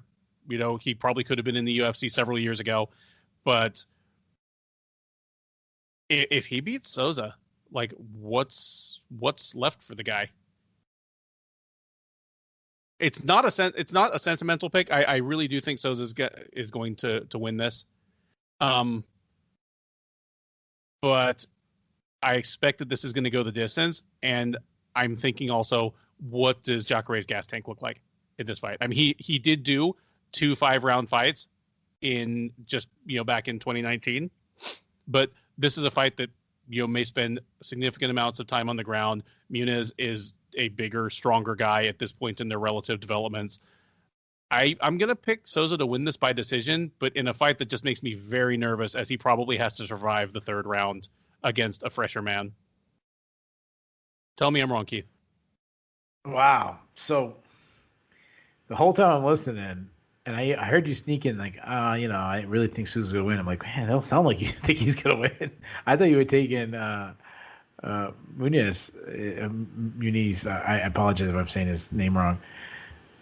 This is another intriguing fight. I'll start with Souza. As I said, like, how can you not like Cachoeira? I feel the same way we talked about Donald Cerrone. Like, everyone likes Cachoeira, regardless. If he wins, loses at this point of his career. The problem is, as you said, it's hard to know how much he has left. Obviously, he's lost a lot recently, but to all top level fighters. I mean, if you don't want to put Kevin Holland in the very top, you know, he's the next tier down. Either way, he's losing to guys who are main eventing UFC cards. But he's also losing to them. So there is decline. He physically, you know, besides losing, he's physically slowed down. You can actually see it. He's definitely laboring out there at some fights. He's become more flat-footed over the years. On the feet, he still marches forward, though. I like that. He loads up on everything, but he's kind of always loaded up on everything. He still hits like a truck. He likes tight, hard hooks. His defense, he likes to parry punches. That's the way he defends. I love that he goes down to the body. He did it against Chris Weidman. It's something he attacked. I mean, I know I'm going back a little bit, mentioning Chris Weidman, it's just something, you know, the fight that first jumped to my head. But, you know, as you say, on the feet, his chin is questionable. Now, I know he wasn't on the feet when he got knocked out by Kevin Holland, but he got knocked out again, and he's up there in age and reaction time. Besides the, you know, the chin, it's just the reaction time. The punches that used to miss before don't miss anymore. But as you mentioned, like, he's not just a great fighter on the ground. He's one of, if not the greatest grappler in the history of MMA. And what I love about him, and why I think he's had such a success transferring from such a prestigious background in in career and BJJ over to MMA, unlike some guys who didn't, is because of his style. Him and like Damian Maia, and they were so good at the offensive wrestling attitude. Like they could grapple from on top, where so many jiu-jitsu guys didn't have that wrestling take. I mean, we've seen Cachoeira take down wrestlers who are way more credentialed than him. Now, his defensive wrestling has faded over the years. I mean, we saw that in Jack Hermanson. But as you mentioned, he has fought 25 minutes recently. Somewhat recently, I should say. So this being 15 minutes, that makes me feel a little bit more confident. Like he only has to protect his chin for 15 minutes. He only has to go hard for 15 minutes. Now, moving to Muniz. Muniz's stand-up is weak. I mean, he lacks head movement. When you attack him, he kind of just covers up. He does like what they call pillaring. Pillaring works much better in boxing because the gloves are way bigger. It's much easier to hide behind the gloves in boxing. He throws kicks because he's a longer guy. He throws hooks. He kind of has looping hooks, but they're more distractions. He throws to get to the takedown. He looks for takedowns. He'll just muscle you against the fence, then drop down on your legs and lift you up. But if he gets you down, he's a very high-level grappler. He's good. He's outstanding top control. He's a black belt. He can get subs from I mean, when I was watching the film, I've seen him get a sub on the bottom. I've seen him get a sub on the top. I've seen him get a sub standing, like a jump to a guillotine. I've seen him in a wild scramble end up in a like guillotine or Kimura. Like he's got the full arsenal in his game. He's got 13 submissions. So as a prediction, Muniz beat up and retired Paulo Filho. Maybe he does it again. Maybe he retires another Brazilian legend. But I feel the same way I feel about Cowboy. Now, obviously, my pick of last week, you picked Alex Moreno. That was brilliant of you, and I look like an idiot because I went with Cowboy. I feel the same way with Cachoeira. This. If he's done, he loses. If he has any shred of Cachoeira still left in him, then he wins. Because this is a huge jump for Verbinski. For Muniz going from Bartosz Verbinski to Cachoeira Souza. If there's anything left, he should win. Not just because, the guy's jumping a few wrongs, but as you mentioned, it's a very tough stylistic matchup for Muniz. I think Cachoeira's probably still the better striker. I'd probably trust Muniz's chin more, but actual kickboxing match, I would favor Cachoeira. He still hits like a truck. And I still think he's an elite of the elite grappling. As we said, he might be one of the best grapplers ever. Even if he's declined, that's still head and shoulders above most. I think about we think about him getting out grappled by Jack Hermanson, but we forget about the submission attempts Jack Hermanson was going for and the incredible ways that Cachoeira found to get out of those submissions. And if Cachoeira wasn't submitted by Hermanson, I don't think Muniz can do that. And I really feel like that's the only way Muniz wins. So give me Cachoeira and give me Cachoeira. Not only do I think that's the only way. So let me back up. Not only do I think that's the only way Muniz wins, I'm very confident that that's a very extremely small window. So I think it's very disrespectful to Cachoeira. I think Cachoeira should be a much bigger favorite. You're not confident in this pick at all? I'm going the other route, my man. I'm taking Cachoeira, and I'm saying stop disrespecting him, all you haters out there. Put some respect on that man's name. He ain't going to lose to another Brazilian grappler. I'm locking this in as my lock of the night, Cachoeira. There you have it. A confident pick, brimming with confidence from Keith. The UFC 262 main card opens up with a meeting of flyweights who will be fighting at bantamweight. It is Matt Schnell versus Rogerio Bontorin. Schnell, the 31-year-old Texan fighting out of Louisiana, is 15-5 overall. He's 5-3 in the UFC. He fought just back in January, taking a split decision over Tyson Nam. That was his first time back in the octagon since December of 2019, when he succumbed to first-round punches by Alexandre Pantoja.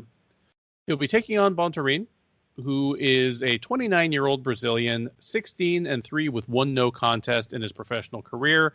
He is coming back on about a 2-month turnaround and about a month's notice to try to right the ship after a 2-fight losing streak.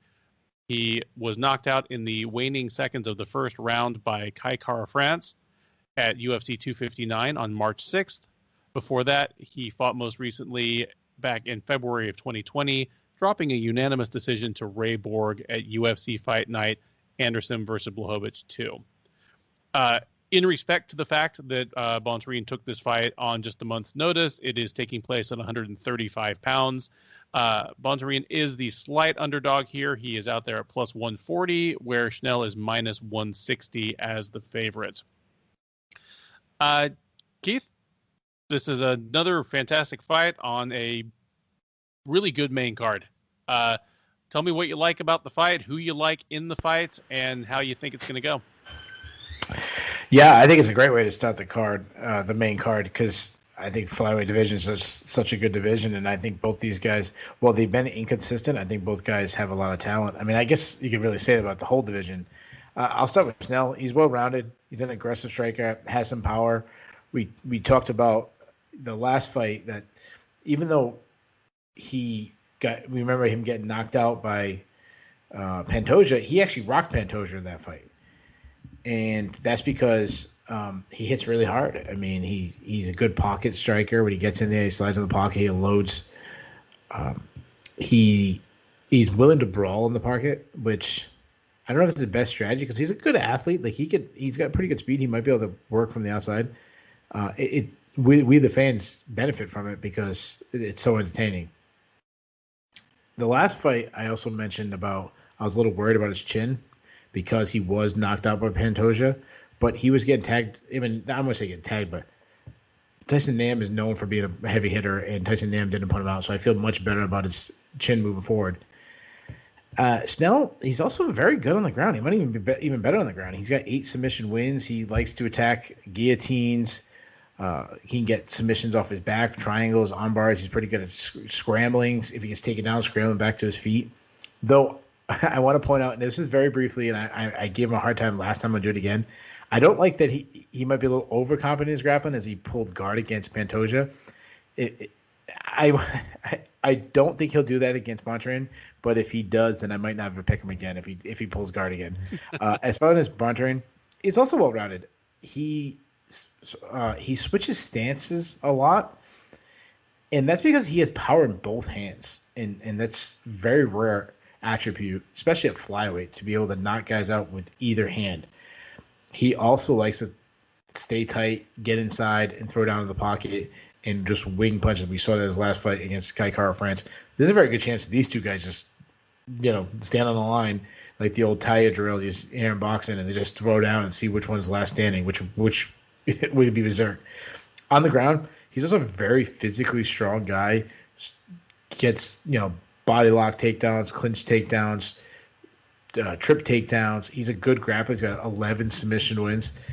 Though the one fight that I always wonder if I overrate his grappling is the Ray Borg fight. Like, I was shocked at how easily Ray Borg out-wrestled him. But I'm going to just give it a pass because he has looked good on the ground before, so I expect that to be the case moving forward. This is a really tough fight. I like both guys. Both guys are inconsistent, but I think that's more of a product of fighting at flyweight. When you fight at flyweight, like it's just a really good division. Like the talent pool is so good, everyone's so well rounded that you're gonna look great one fight and you're gonna get outmatched the next fight. Snell's more technician, he's a little cleaner. Bontorin is more power, and I think he has more natural gift, God-given ability. And that might be the ultimate equalizer. I think we have both these guys throw down. I think we have an exciting affair. And I think Bontorin's going to catch him with a big shot. Give me Bontorin to win by first-round knockout. I'm really glad that you brought up the Tyson Nam fight, because if this fight were taking place right after the Pantoja fight, I'd be even more worried that, these guys would just do the tire drill, as you brilliantly put it, and Schnell would catch something bad and this thing would be over early. And there's still every chance that happens. I mean, you're picking Bontorin by first round knockout. I can easily see that happening.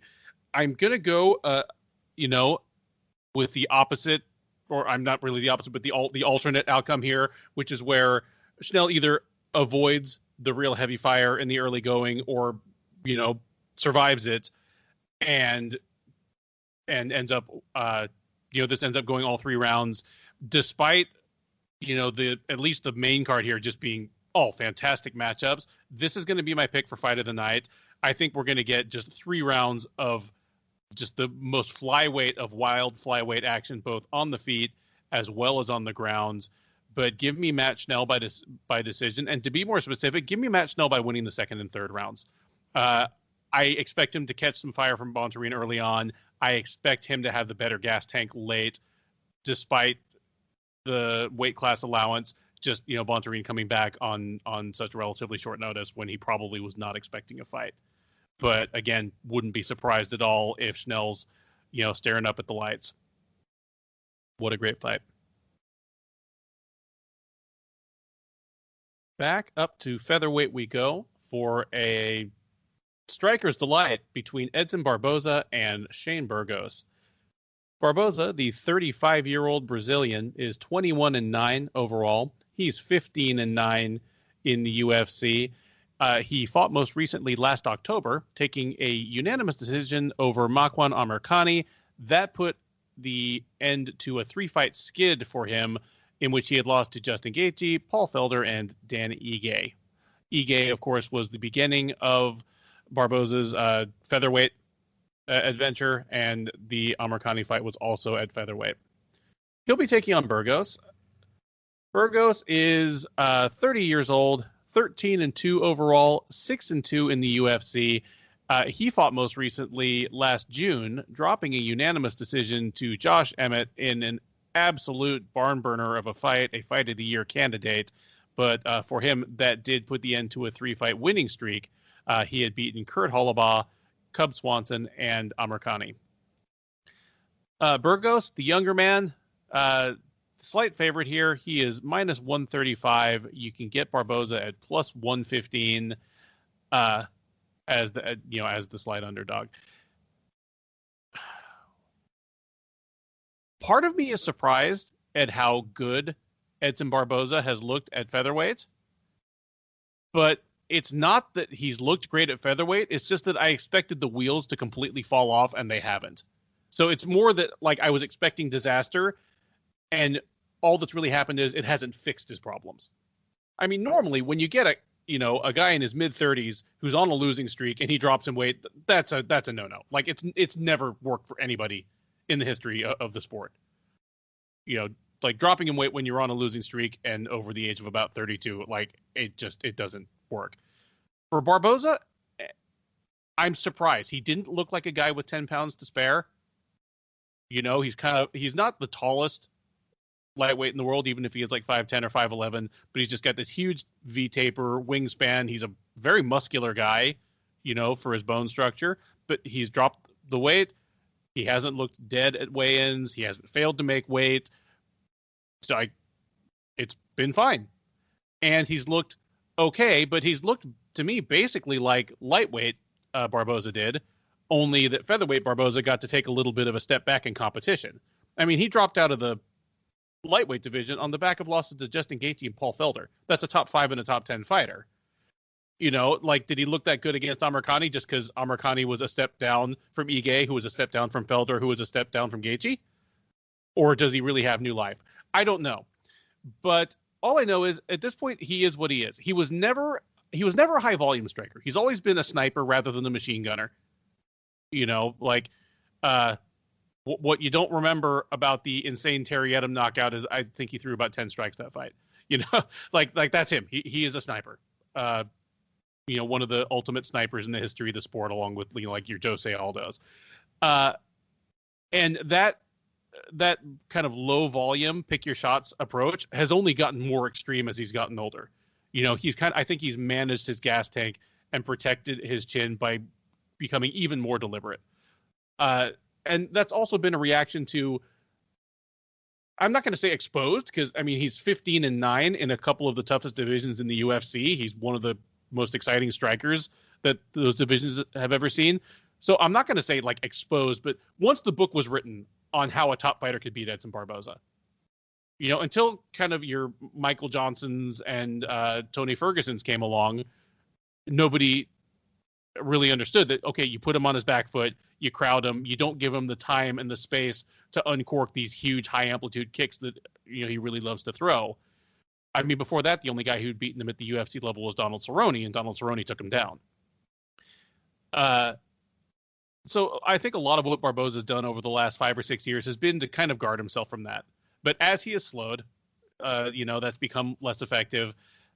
But nonetheless, he's still fighting top 10 fighters every time out. The guy just really, for the longest time, could not catch a break, matchmaking wise. He got a bit of a break against Amirkhani, but now he's taking on Burgos, and Burgos is a tough ask for him. Burgos is going to come forward. Burgos is a high pressure guy. And again, even at his very best, Barboza didn't like pressure, and Burgos has a rugged chin on him. I think it's entirely possible that Burgos will walk into one of Barboza's legendary kill shots and simply not be killed. And it'll be a mix of Shane Burgos being the guy whose Sherdog Fight Finder photo is literally him grinning at the camera with a mouthful of blood. Like, that is who Shane Burgos is. And then Edson Barboza just having lost that little bit off of his top gear. I think this is going to be an absolute war. I wouldn't be surprised if this wins fight of the night, even if I'm picking the flyweight contest before it. But give me Shane Burgos in a bit of a changing of the guard moment. This is going to be a big step up for him, not in terms of competition, because I think Josh Emmett was probably ranked right around the same points, but Burgos made a good point. They asked him about taking the Barboza fight, and he said, when they offered me the fight, I got goosebumps. This is a guy I was watching when I was in high school. And he said, I don't care that he's lost some fights. I don't care that he's ranked behind me. He's like, I'm ranked 9th right now. He's ranked 13th. But in all of your minds, and he's kind of pointing at the media and the fans, like, this is still a win that will move me forward. We asked him, will this be another fight of the night for you? He's like, nope, this will be my first performance of the night. Oh, you're going to finish him? Yes, I'm going to finish him. I don't believe Shane Burgos. I think he's more likely to get another fight of the night, but this is going to be a hell of a fight. Give me Shane Burgos by decision. I think I was getting goosebumps with those comments. Man, this is a fantastic fight. It's so funny. Like, I feel like we're a broken record, and I keep saying, like, every fight, like, man, I love this fight. And I love breaking down film. I love studying guys, and I really wish I had more time on my hands to really dig in deeper and really learn every little intricacies about these guys, because I could watch these two guys battle. Like, they're just so good at what they do. Barboza, he's a Muay Thai striker.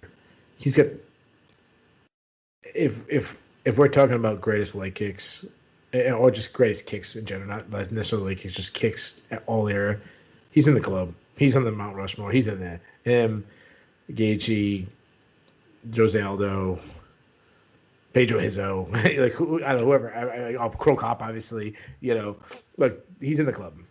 He's got kicks everywhere.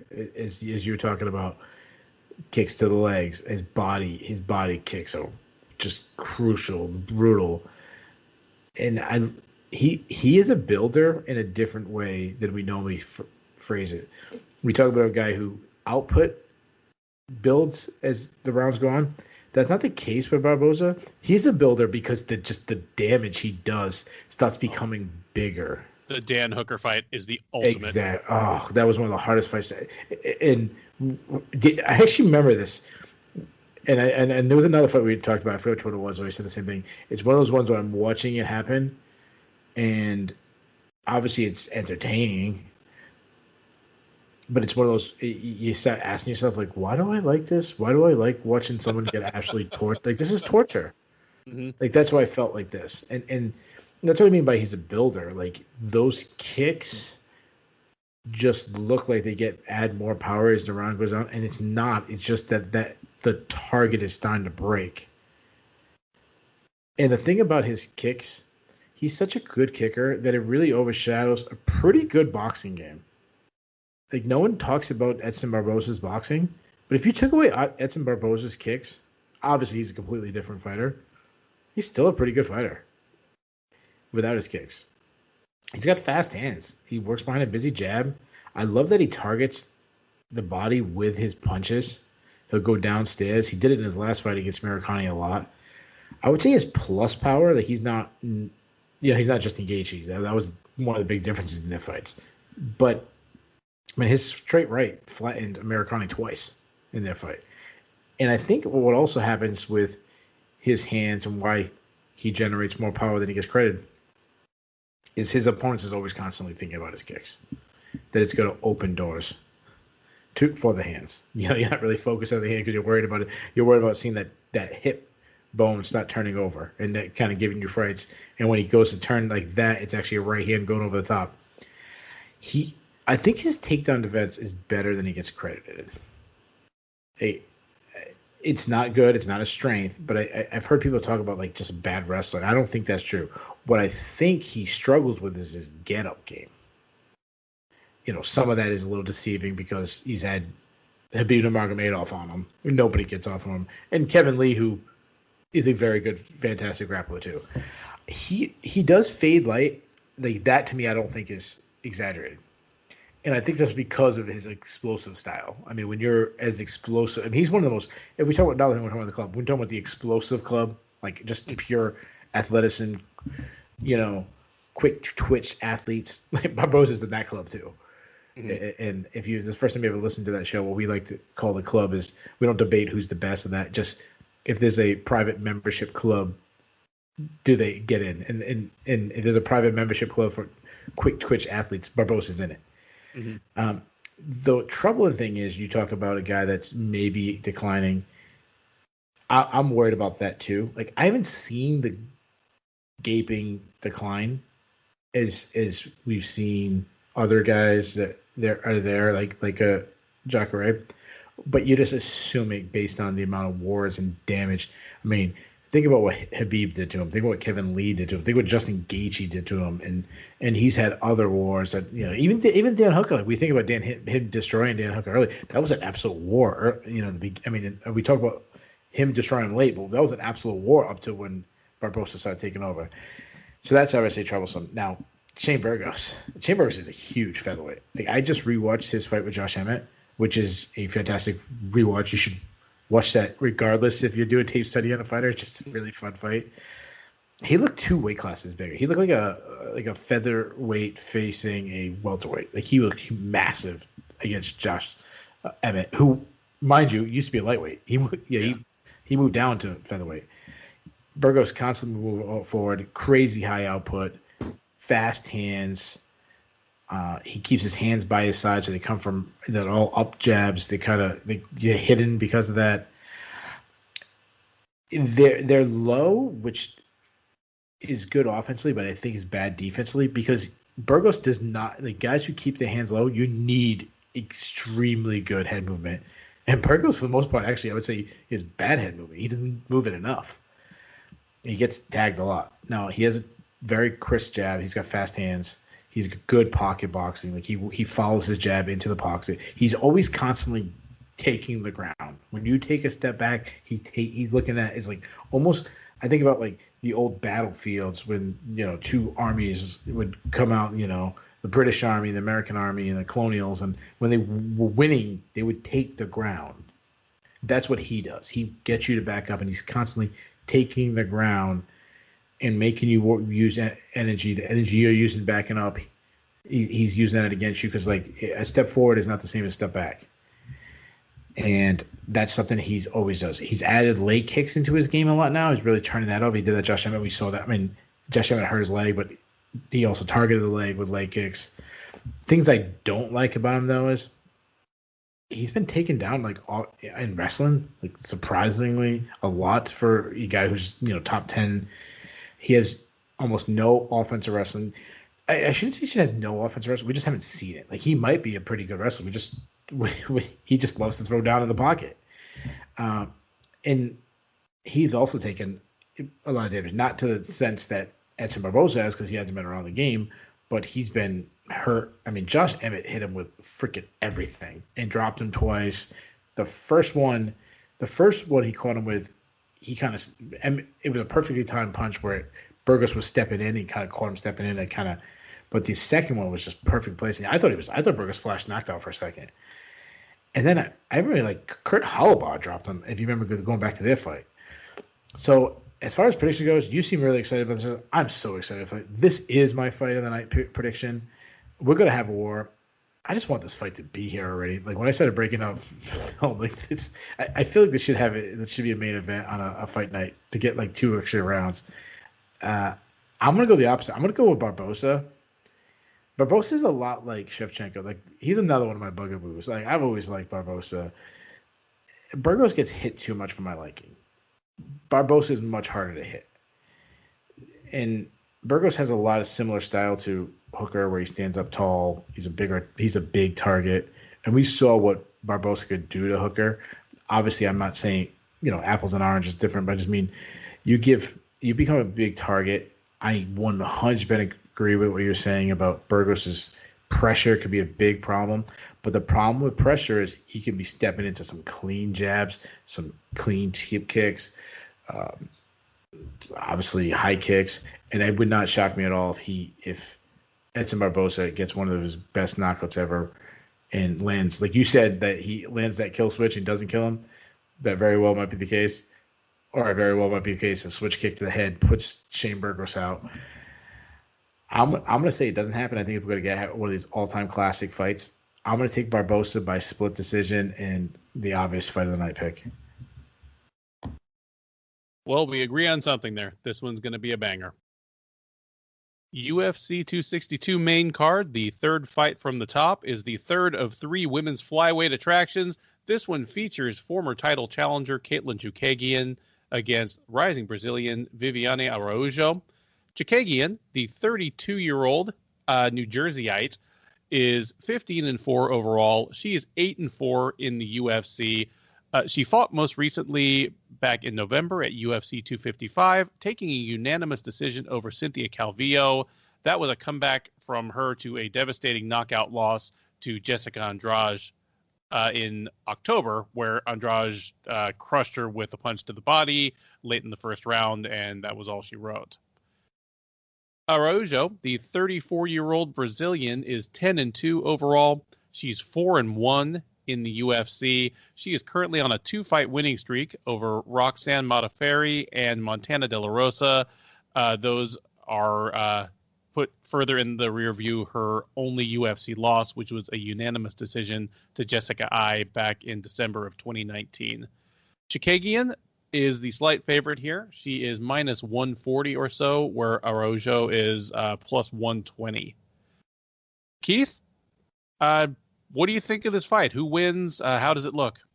Yeah, so we just talked about Burgos and Barboza saying that's going to be an all-out war. Like, any fight that has Katlyn Chookagian is probably not going to be an all-out war. That's not really her game. But I'm still really intrigued from an X and O sense because they are different, and I see avenues of victory for both of them, and I think they're both really good. So that's why I'm intrigued by this fight. Chookagian is very. I mean, she's a long, lengthy girl. She talks about that. She's big for the weight class. She uses movement really well. She's a high. I want to say high volume striker. I don't know if that's really true. She throws like straight punches and works. When she's landing, she works behind a jab.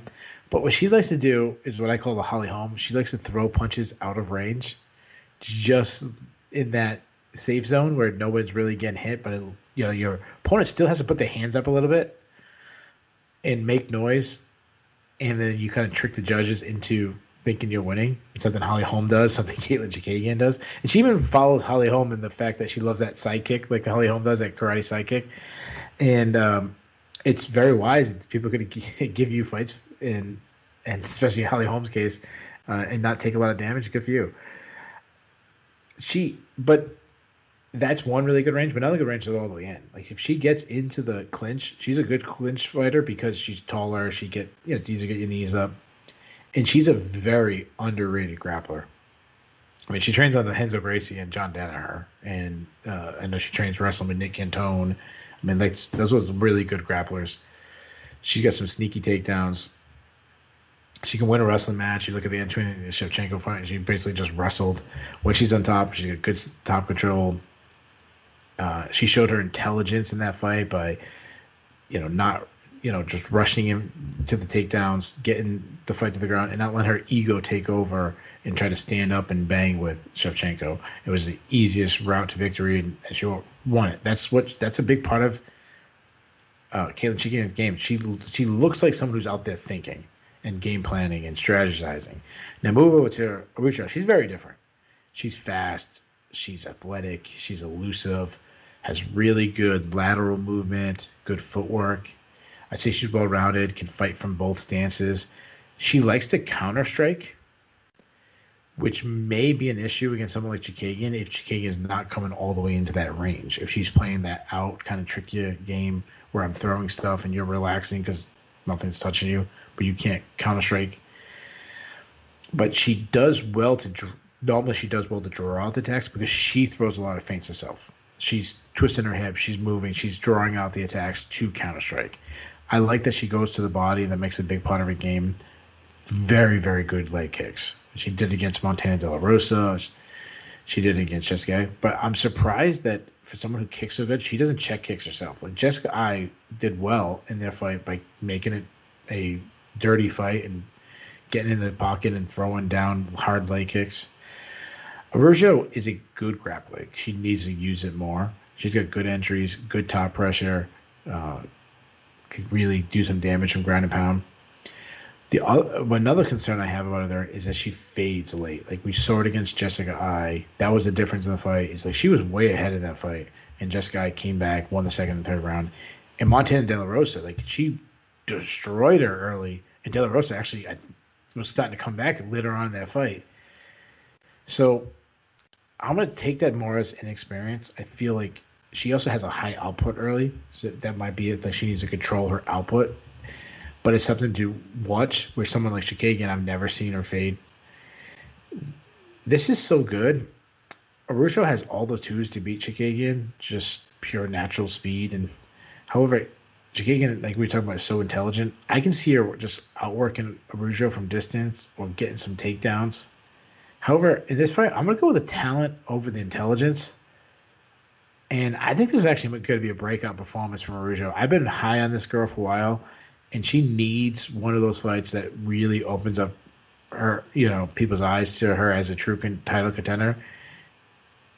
I say she's too fast for Chookagian. I say she's able to land a lot of kicks against Chookagian. And I say she wins the decision. This is my upset special. Man, I love that analysis, and I could absolutely see Araujo with the same kind of. I mean, she's not literally the same, but the same combination of explosion and power that allowed Jessica Andrade to close the pocket and land hard on Chookagian. I could see her doing that. I can't pick it. Like all the things you said, like just she's so smart. She's not shy about using her best skills and her best physical gifts to win a fight, even if it always isn't the prettiest thing. I have the feeling this is going to be a frustrating fight for Araujo as Chookagian keeps her on the outside, keeps her at the end of her punches, or perhaps even beyond the end of her punches, but she'll keep making those key eyes so, they score points. If Araujo starts to get tired, I could definitely see Chookagian turning to her wrestling to, maybe seal the third round. But giving Chookagian by a decision that the Houston crowd will be too elated even to boo. They'll just be so happy to have live fights back in the house. We arrive at the co-main event, a lightweight matchup between former interim champ Tony Ferguson and the red-hot Beneil Dariush. Ferguson, the 37-year-old Californian, is 25-5 overall. He is 15-3 since winning the 13th season of The Ultimate Fighter. He is currently on a 2-fight losing streak, the first losing streak of his career. He lost to Justin Gaethje at UFC 249 last May by fifth-round TKO, just almost a mercy stoppage after a hellacious accumulation of damage at the hands of the Highlight. He came back last December, took on your headliner tonight, Charles Oliveira, and dropped a unanimous decision to him in a fight in which Oliveira had enough to outdo him everywhere, on the feet as well as on the ground. That is where Ferguson now finds himself, and he is taking on Dariush, a man who at 32 is finally starting to live up to his promise of a few years ago, and has finally broken through to the very top echelon of perhaps the toughest division in the sport. Dariush, 24-1 overall. He is 14-4-1 in the UFC. He is on a 6-fight win streak. Those 6 wins: Thiago Moises, Drew Dober, Frank Camacho, Drakkar Klose, Scott Holtzman, and just back in February, he took a split decision over Diego Ferreira in a matchup of top 10 fighters. Dariush will be able to say something that only one other man has ever been able to say. He is the favorite over Ferguson. Ferguson, in a 19-fight UFC career, has been underdog only to Rafael dos Anjos and now Beneil Dariush. Dariush minus 170, Ferguson plus 145, plus 150 or so. What a fight this is. It will answer so many questions. Is Ferguson is he spent goods? We don't know. He's lost his last 2 fights decisively, but they were against top 3 fighters. I mean, they were against 2 of the 3 best fighters in the post Khabib Nurmagomedov lightweight division. Those 2 and Dustin Poirier are it. This is a step down from a top 3 fighter to a top 10 fighter. If Tony Ferguson is still a top 10 or a top 5 fighter, we're going to find out. The problem with I have no problem with losing to Gaethje. I mean, Gaethje is, he's a builder. He's an attrition fighter. He's a guy that really, with his leg kicks and his insane toughness and his cardio, was built for 5-round fights. Which, a lot of the same things you could say about Ferguson, only Gaethje had the additional bonus of just huge punching power. The Charles DeBronx fight concerns me more. And, of course, that was recent enough that you and I did both a preview and, we did a preview as well as a recap for it. And I was big on Ferguson going into that fight. I didn't yet believe in the new Charles DeBronx. I said, this is Charles DeBronx, a guy that has shown that he will break, against Tony Ferguson, a fighter who all he does is break people. His style has never been about being unhittable. It's about being so violent and so aggressive and so dangerous everywhere that he just overwhelms his opponent with violence. It's like if a combine harvester came rolling at me. I could punch it a bunch of times, but I'm going to lose that fight because it's just this big, massive spinning blades that's going to cut me to ribbons. That was Tony Ferguson at his best. I mean, Anthony Pettis laid some licks on him. Rafael dos Anjos, Lando Vannata had him on skates. But just nobody could stand up to what he brought back. I mean, it's why he's such a legendary fighter. He has a legacy of brutality in the lightweight division. And that's why it was so shocking to me to see Oliveira stand up to everything he had and take control of the fight. That's concerning about Ferguson. Ferguson's 37. He's been through wars. Like I just said, even in the fights he wins, he's taken damage. He's been prone to injury over the years. I mean, the Nurmagomedov fight was canceled 5 times, and it was just as many times due to his illness or injury. And then there is, of course, his legendary, just manic, hardcore training style. Who knows how much tread that man has taken off his own tires just in the pursuit of, perfecting himself physically. It's all got to come to an end at some point. And I think this has been Beneil Dariush's time.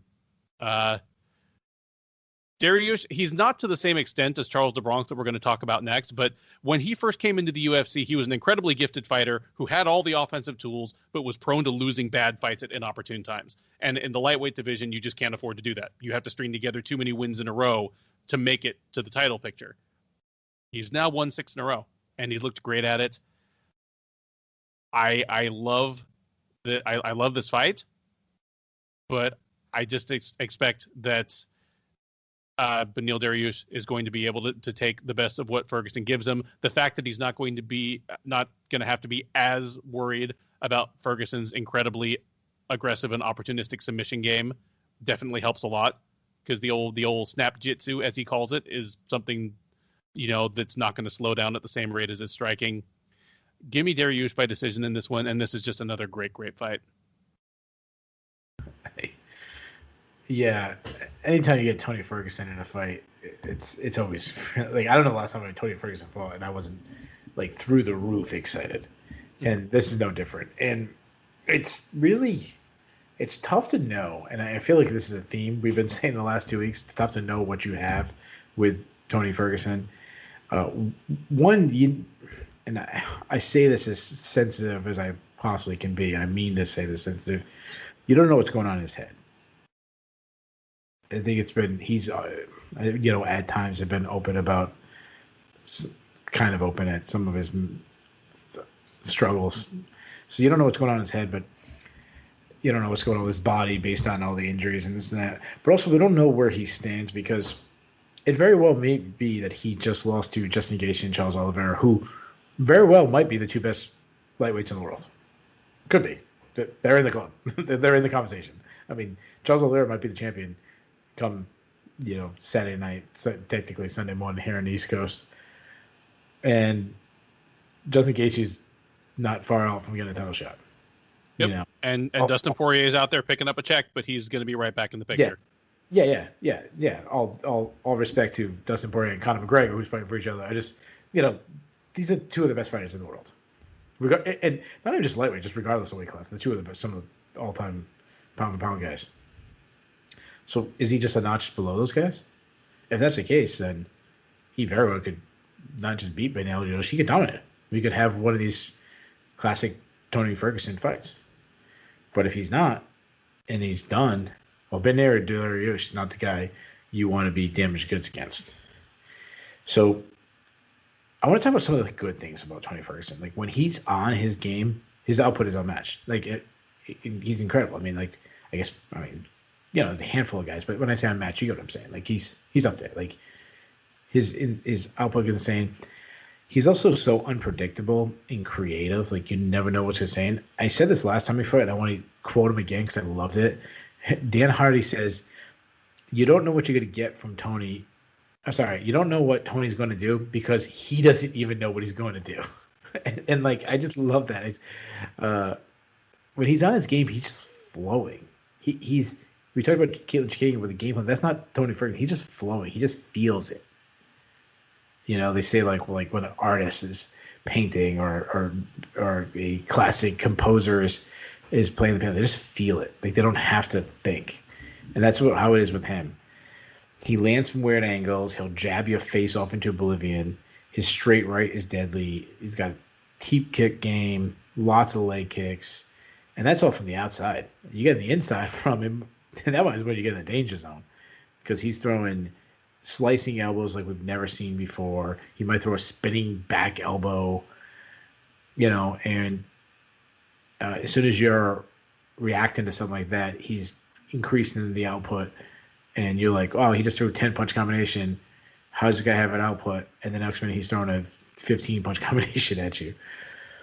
However, and this has always been the case, whether this is a good Tony Ferguson or bad, there is some bad things. I mean, he has huge defensive holes. He drops his hands often. He'll lead with his chin, which is insane. He keeps his chin high. When you throw at him, he'll lean back. He'll lean back when he strikes and lose power. He's open to leg kicks. We saw that against the Barboza. We saw that against Gaethje. We even saw it against Oliveira. They had a lot of great success. He gets hurt often.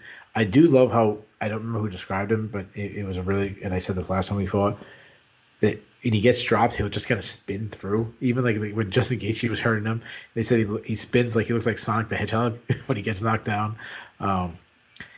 So, you don't like how many times he's been hurt. Another thing, I've always thought his wrestling has been grossly overrated. He's a funk style wrestler. He shoots entries more to create a scramble. and then try to catch something in that scramble. Like you talked about seeing two cats fighting on like a cartoon. Mm-hmm. Like it's the same thing with him, like a cat and mouse fighting, but then at the end when the dust settles, like the mouse has the piece of cheese in his mouth. Like that's what Tony Ferguson's like. I'm gonna have this crazy scramble, and then when it ends, I'm gonna be choking your lights out. Like usually that happens. He has never once shot a takedown with the intention of trying to secure top control. No, no. He just wants something crazy to happen. He wants you to sprawl, and then somehow he like cartwheels onto your back, and he's choking you. But he's also had weak defense, and he doesn't really fight takedowns that well. I mean, I think about Kevin Lee took him down in their fight and was doing extremely well. At one point, he actually mounted him early in that fight. I mean, his last fight against Charles Oliveira, he took him down and even commented like, "Yeah, maybe I should have trained more jiu-jitsu for this fight." You know, he was kind of like funny about it. Now, move over to Dariush. This guy has just been on the rise, looking better and better of recent memory. Southpaw has really improved his striking over the years. He is also a high-volume striker that's developing power, and it's coming over that overhand left is kind of becoming a thing. He loves that blow. Kicks to the body is starting to become a thing. He's pretty hittable, though. Drakkar Klose was really doing some damage with the kicks. It hurt him on the feet a little bit. He's good in the clinch, particularly with his knees. Great entries for a non-wrestler. Like he gets a lot of credit for his grappling, but he doesn't get enough credit for like how good his wrestling is. I mean, you saw it against Carlos Diego Ferreira in his last fight. Like he was able to take Carlos Diego Ferreira down, and we actually saw how good Carlos Diego Ferreira is in wrestling when Gregor Gillespie had a lot of, obviously Gillespie won, but Gregor Gillespie, a Division I NCAA champion, struggled to take Diego down and hold him down. That wasn't the case with Beneil Dariush. Beneil Dariush was able to take him down and hold him down. And that's because he's a multi-time no-gi world champion in jiu-jitsu. Like I was listening to someone I actually respect, but they were talking about the grappling and it was giving Tony Ferguson the advantage. And I was like, I don't see that at all. If this is a grappling match, this heavily favors Beneil Dariush. Because he's so much more technically sound, such a different style. He'll hold you down, suffocate you on top control. Got some slick back takes. He has 8 submission wins in his career. But the one big concern I have is his chin has been checked. He's got 3 KO losses. So Ferguson's landing that right hand. He could put him out. This is a fantastic fight. As far as my prediction go, unlike Cerrone and unlike Jacare, I'm not holding on it. I'm jumping off the bandwagon in this one. I can't get the Kevin Lee fight out of my head. And if I can see Dariush having the same success as Kevin Lee, getting him taken down, dominating the grappling, mounting him. And honestly, not only am I picking Dariush, I think it's going to be an easy decision victory. So give me. I'm going to say Dariush. I'm going to say 30-27, all 3 scorecards. There you go. A strong pick for a bit of a changing of the guard moment at lightweight. With that, we arrive at the main event of UFC 262. 5 rounds for the lightweight title vacated by the retirement of Khabib Nurmagomedov. It is Charles the Bronx Oliveira against Iron Mike Chandler. Oliveira, the 31-year-old Brazilian, is 30-8 with 1 no contest overall. He is 18-8 with 1 no contest in the UFC. He is the UFC's all-time leader in submissions. Chandler, the 35-year-old Missourian, is 22-5 overall. He is a perfect 1-0 in the UFC, having landed a shocking knockout of Dan Hooker at UFC 257 in January. Odds slightly favor Oliveira. He is minus 135. Chandler is out there as high as plus 118 as the slight underdog. Keith, I'm going to kick this to you for your pick, but first, an opinion question. And I don't think the UFC is always like calculating and diabolical in their matchmaking. A lot of times I think they really do just make the best matchups they can and react to what shakes out of it. But do you think they were happy or sad that Chandler beat Hooker in his UFC debut? Oh, happy. Absolutely. I mean, if Hooker was the only face of, Australia slash New Zealand MMA, that he was the only, top 10 guy from that scene, maybe they would have liked Hooker. But to get a, prize acquisition from your main competition, who's a champion of them for a long time, who was really one of the faces of that organization.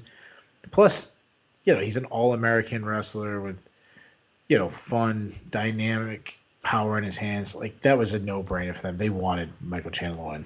And he's a new toy, too. Like, that always attracts. Like, just kid gets a new video game.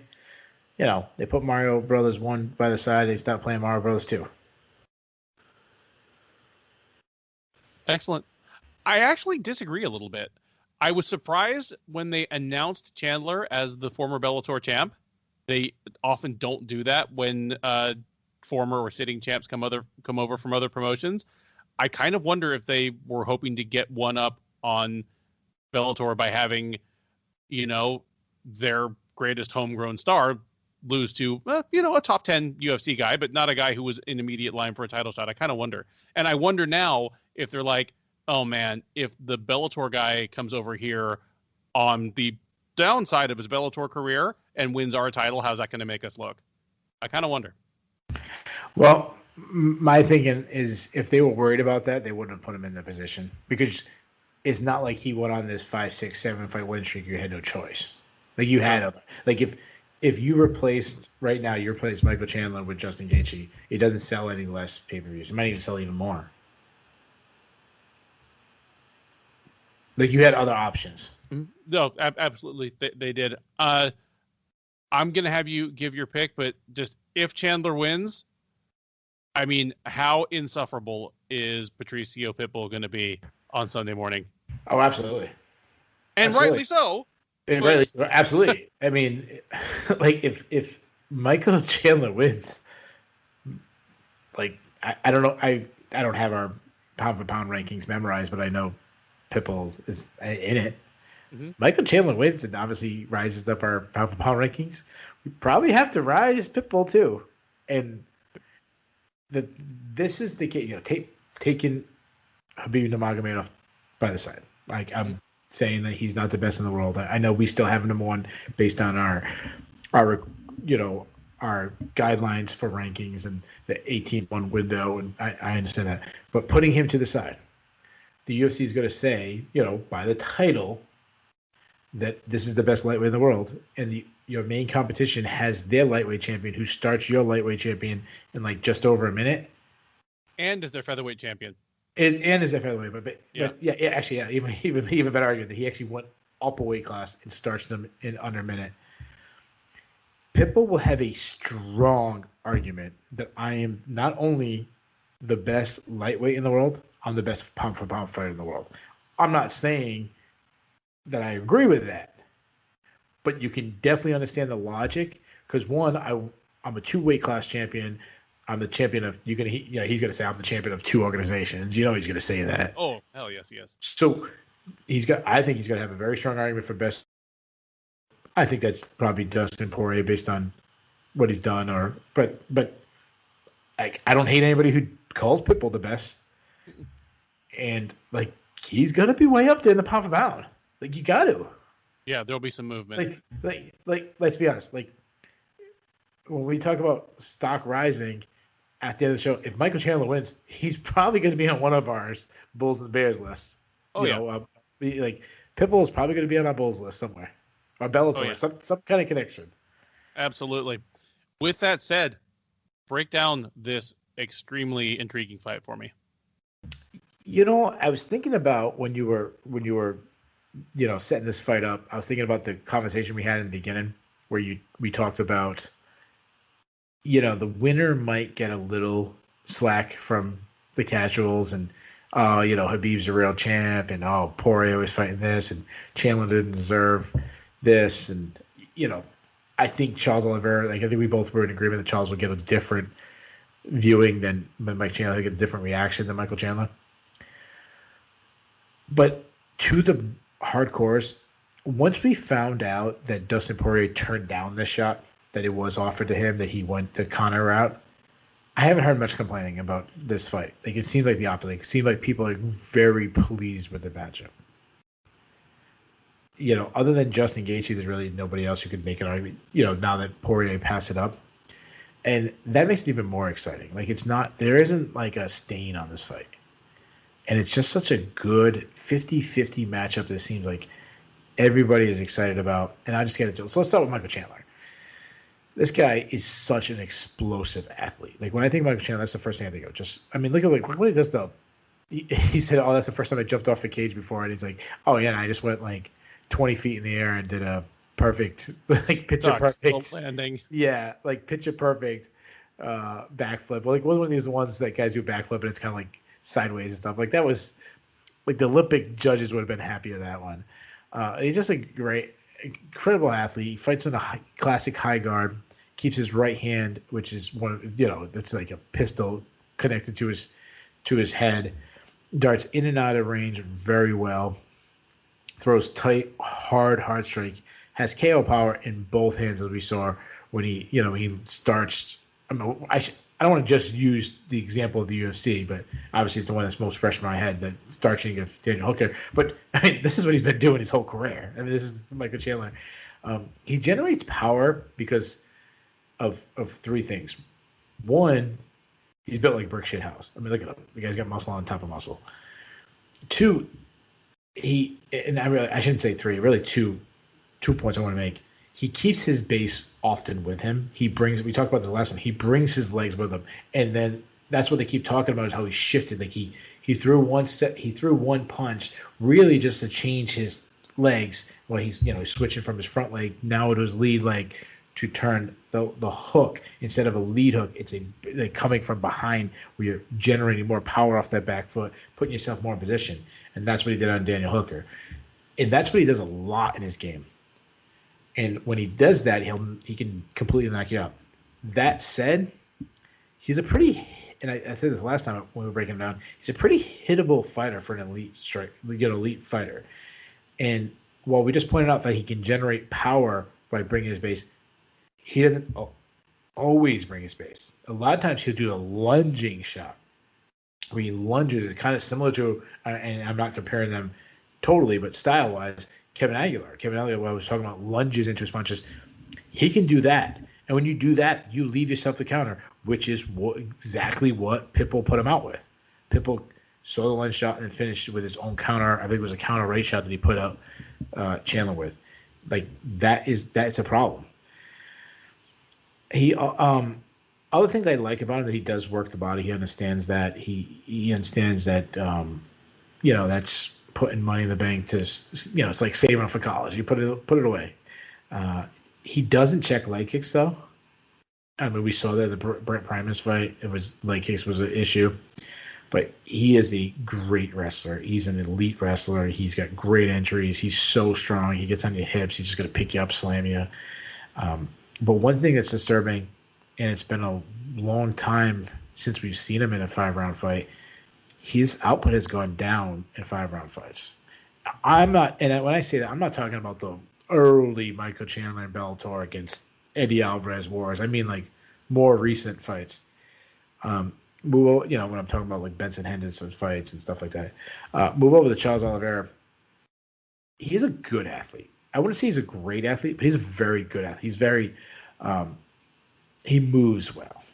He's not explosive, but he moves well. But the thing about him to me is just growing. He's growing, one, in his confidence. You can see the way he carries himself in the cage now. His confidence has grown. He's growing in his striking ability, and he's growing in his power. Like, we've seen him, like Jared Gordon, like, just starts him one shot. Like, that wasn't ever Charles Oliveira's game, and now it's actually becoming a frequent thing of his game. He's got a very Muay Thai style to it. He's very aggressive to land a shot. He's willing to eat a shot to land what he believes is a bigger shot. Works behind a solid jab, and he's got good timing on his counters. Nice check left hook. I love that he still will step in elbow, step in knees. He does stand up kind of tall, which obviously is an issue against as someone who's a big power puncher going over the top. But he's got good leg kicks. Also doesn't check kicks that much, but that's because he's more stepping forward. If you throw a kick at him, he'll catch it, take you down. He can do entries and take you down like Tony Ferguson, but he's also willing to do Tony Ferguson. Sorry, I meant opposite of Tony Ferguson, where he'll like actually blast through double. But he also has a little Tony Ferguson movement where he'll shoot just to kind of get a scramble going, and he's like one of the all-time greats at catching something in weird positions. He historically will not fight off takedown defense or doesn't fight enough, because if you take it down, he's extremely comfortable on the ground. He probably won it there anyways. I mean, he's got the most submissions in UFC history. If he doesn't submit you, he's very good at sweeping you. If he's on top, good ground and pound, can submit you on top. But also, we've seen cardio be an issue for him. We haven't seen him go deep into fights. So as far as prediction, I don't know a single person, whether it be media members, whether it be people in the Sherdog forums, people in actually there are some, but mostly there's not many people that have a confident pick in this fight. Like, it's so many people like, wow, this is as close as a pick I can make, or it's just as hard as I can go. And I feel the same way, because I feel like anything can happen. And that's not always the case. When we break down the film, we're like, oh, this is kind of the routes. These are the best keys to victory. I don't expect that like this. Like, if you told me this is an all-time battle, I'd be like, yeah, absolutely. If you say Oliveira is just going to pick apart Chandler from distance with, pressure him back, yeah, absolutely. If you say Chandler gets in the pocket, lands an absolute bomb, and starches Oliveira while he's standing up tall, I'd say, sure. If you told me Chandler out-wrestles Oliveira, I go, oh, yeah, I'll wrestle him. Like, a little surprised by that, but okay, now I see it. Like, yeah. I mean, he's pressing against the cage. If you told me Oliveira, who catches Chandler, who's never been submitted in his career, but Oliveira, who has the most submissions, which that to me is, I feel like, an underrated storyline going into this. If you told me Chandler catches a submission, I'd go, yeah, okay. So because there's so many different outcomes, it makes me so excited about this fight.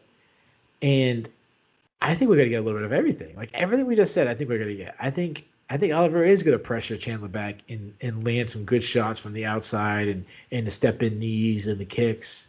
But then I also think Chandler is going to respond with big power shots that's going to, catch Oliveira clean. And Joe Rogan's going, oh, that's a big shot. And I think Chandler might get a takedown. And then I think Oliveira might sweep him. And I think we might get some fun scrambles. And I think we get everything. But the only thing I haven't seen anybody say, and I haven't looked obviously everywhere, but I haven't seen many people say is, I haven't seen many people say that Oliveira is going to land the big shot. Oliveira is going to be the one to land the one shot and put someone out. And I haven't seen people talk about that, how often Chandler's been hurt recently. So I'm going to do it. I'm going to say it's not going to be Chandler that lands the big one punch shot or the one kick or one something. I think it's going to be Oliveira. I think Oliveira is going to catch Chandler's chin. I think he's going to put him out. So give me Oliveira by third round TKO, and he's the new UFC lightweight champion of the world. Oh, there you go. I love your breakdown. I agree with your overall kind of view of the fight. One additional dynamic I see is I think Oliveira will take control of the tempo, the rhythm, the speed, the pace, the distance of this fight in much the same way he did against Ferguson, where there were no safe places for Ferguson. Like, Ferguson found himself feeling like he is used to making other people feel. I think Oliveira will be able to do that to Chandler. And I think because of that, Chandler will be the first man to wear down as the rounds go on. I think this makes it to the championship rounds, but I think it's going to be a case of Oliveira, like, continuing to roll downhill and build momentum as Chandler fades. I'm going to pick us to see something we have never seen before in MMA competition. We're going to see the first time Michael Chandler has ever been submitted. Give me Charles the Bronx Oliveira by taking the back of an exhausted, beat up Michael Chandler in the fourth round and applying a rear naked choke for your the 11th man to wear the undisputed UFC lightweight title, Charles the Bronx Oliveira. Ben, you know what? We talked about Pitbull being, unbearable on Twitter. Yeah. You know what? I was thinking, like, yeah, if Chandler wins, it'll be unbearable. Even if Chandler loses, Oliver is gonna have to beat him in under 61 seconds. If he Oh, beats yep. him, if he beats him in 65 seconds, like Pitbull's gonna be like, I did it quicker. You know. Oh, absolutely. Anything else on this one, or should we wrap it up? Yeah, I think we should wrap it up and say, I think regardless of what happens, I think it's such a nice story for either fighter who wins the title come Saturday night. Just absolute redemption for both guys. I think that's such a great storyline. It really, really is. And whoever wins, we haven't heard the last of the guy who loses. That's it for the Sherdog Radio Network preview of UFC 262, Oliveira versus Chandler. Thank you for listening. Make sure to check out the live recap show either through the Sherdog front page or on the Sherdog YouTube page right after the main event. I will be live on site. I mean, I might chime in with some information that Keith can pass on, but he will be hosting Lev Pizarski, a Sherdog writer, as your guest recap co-host, and it should be a lot of fun. Till then, enjoy the fights and have a great week.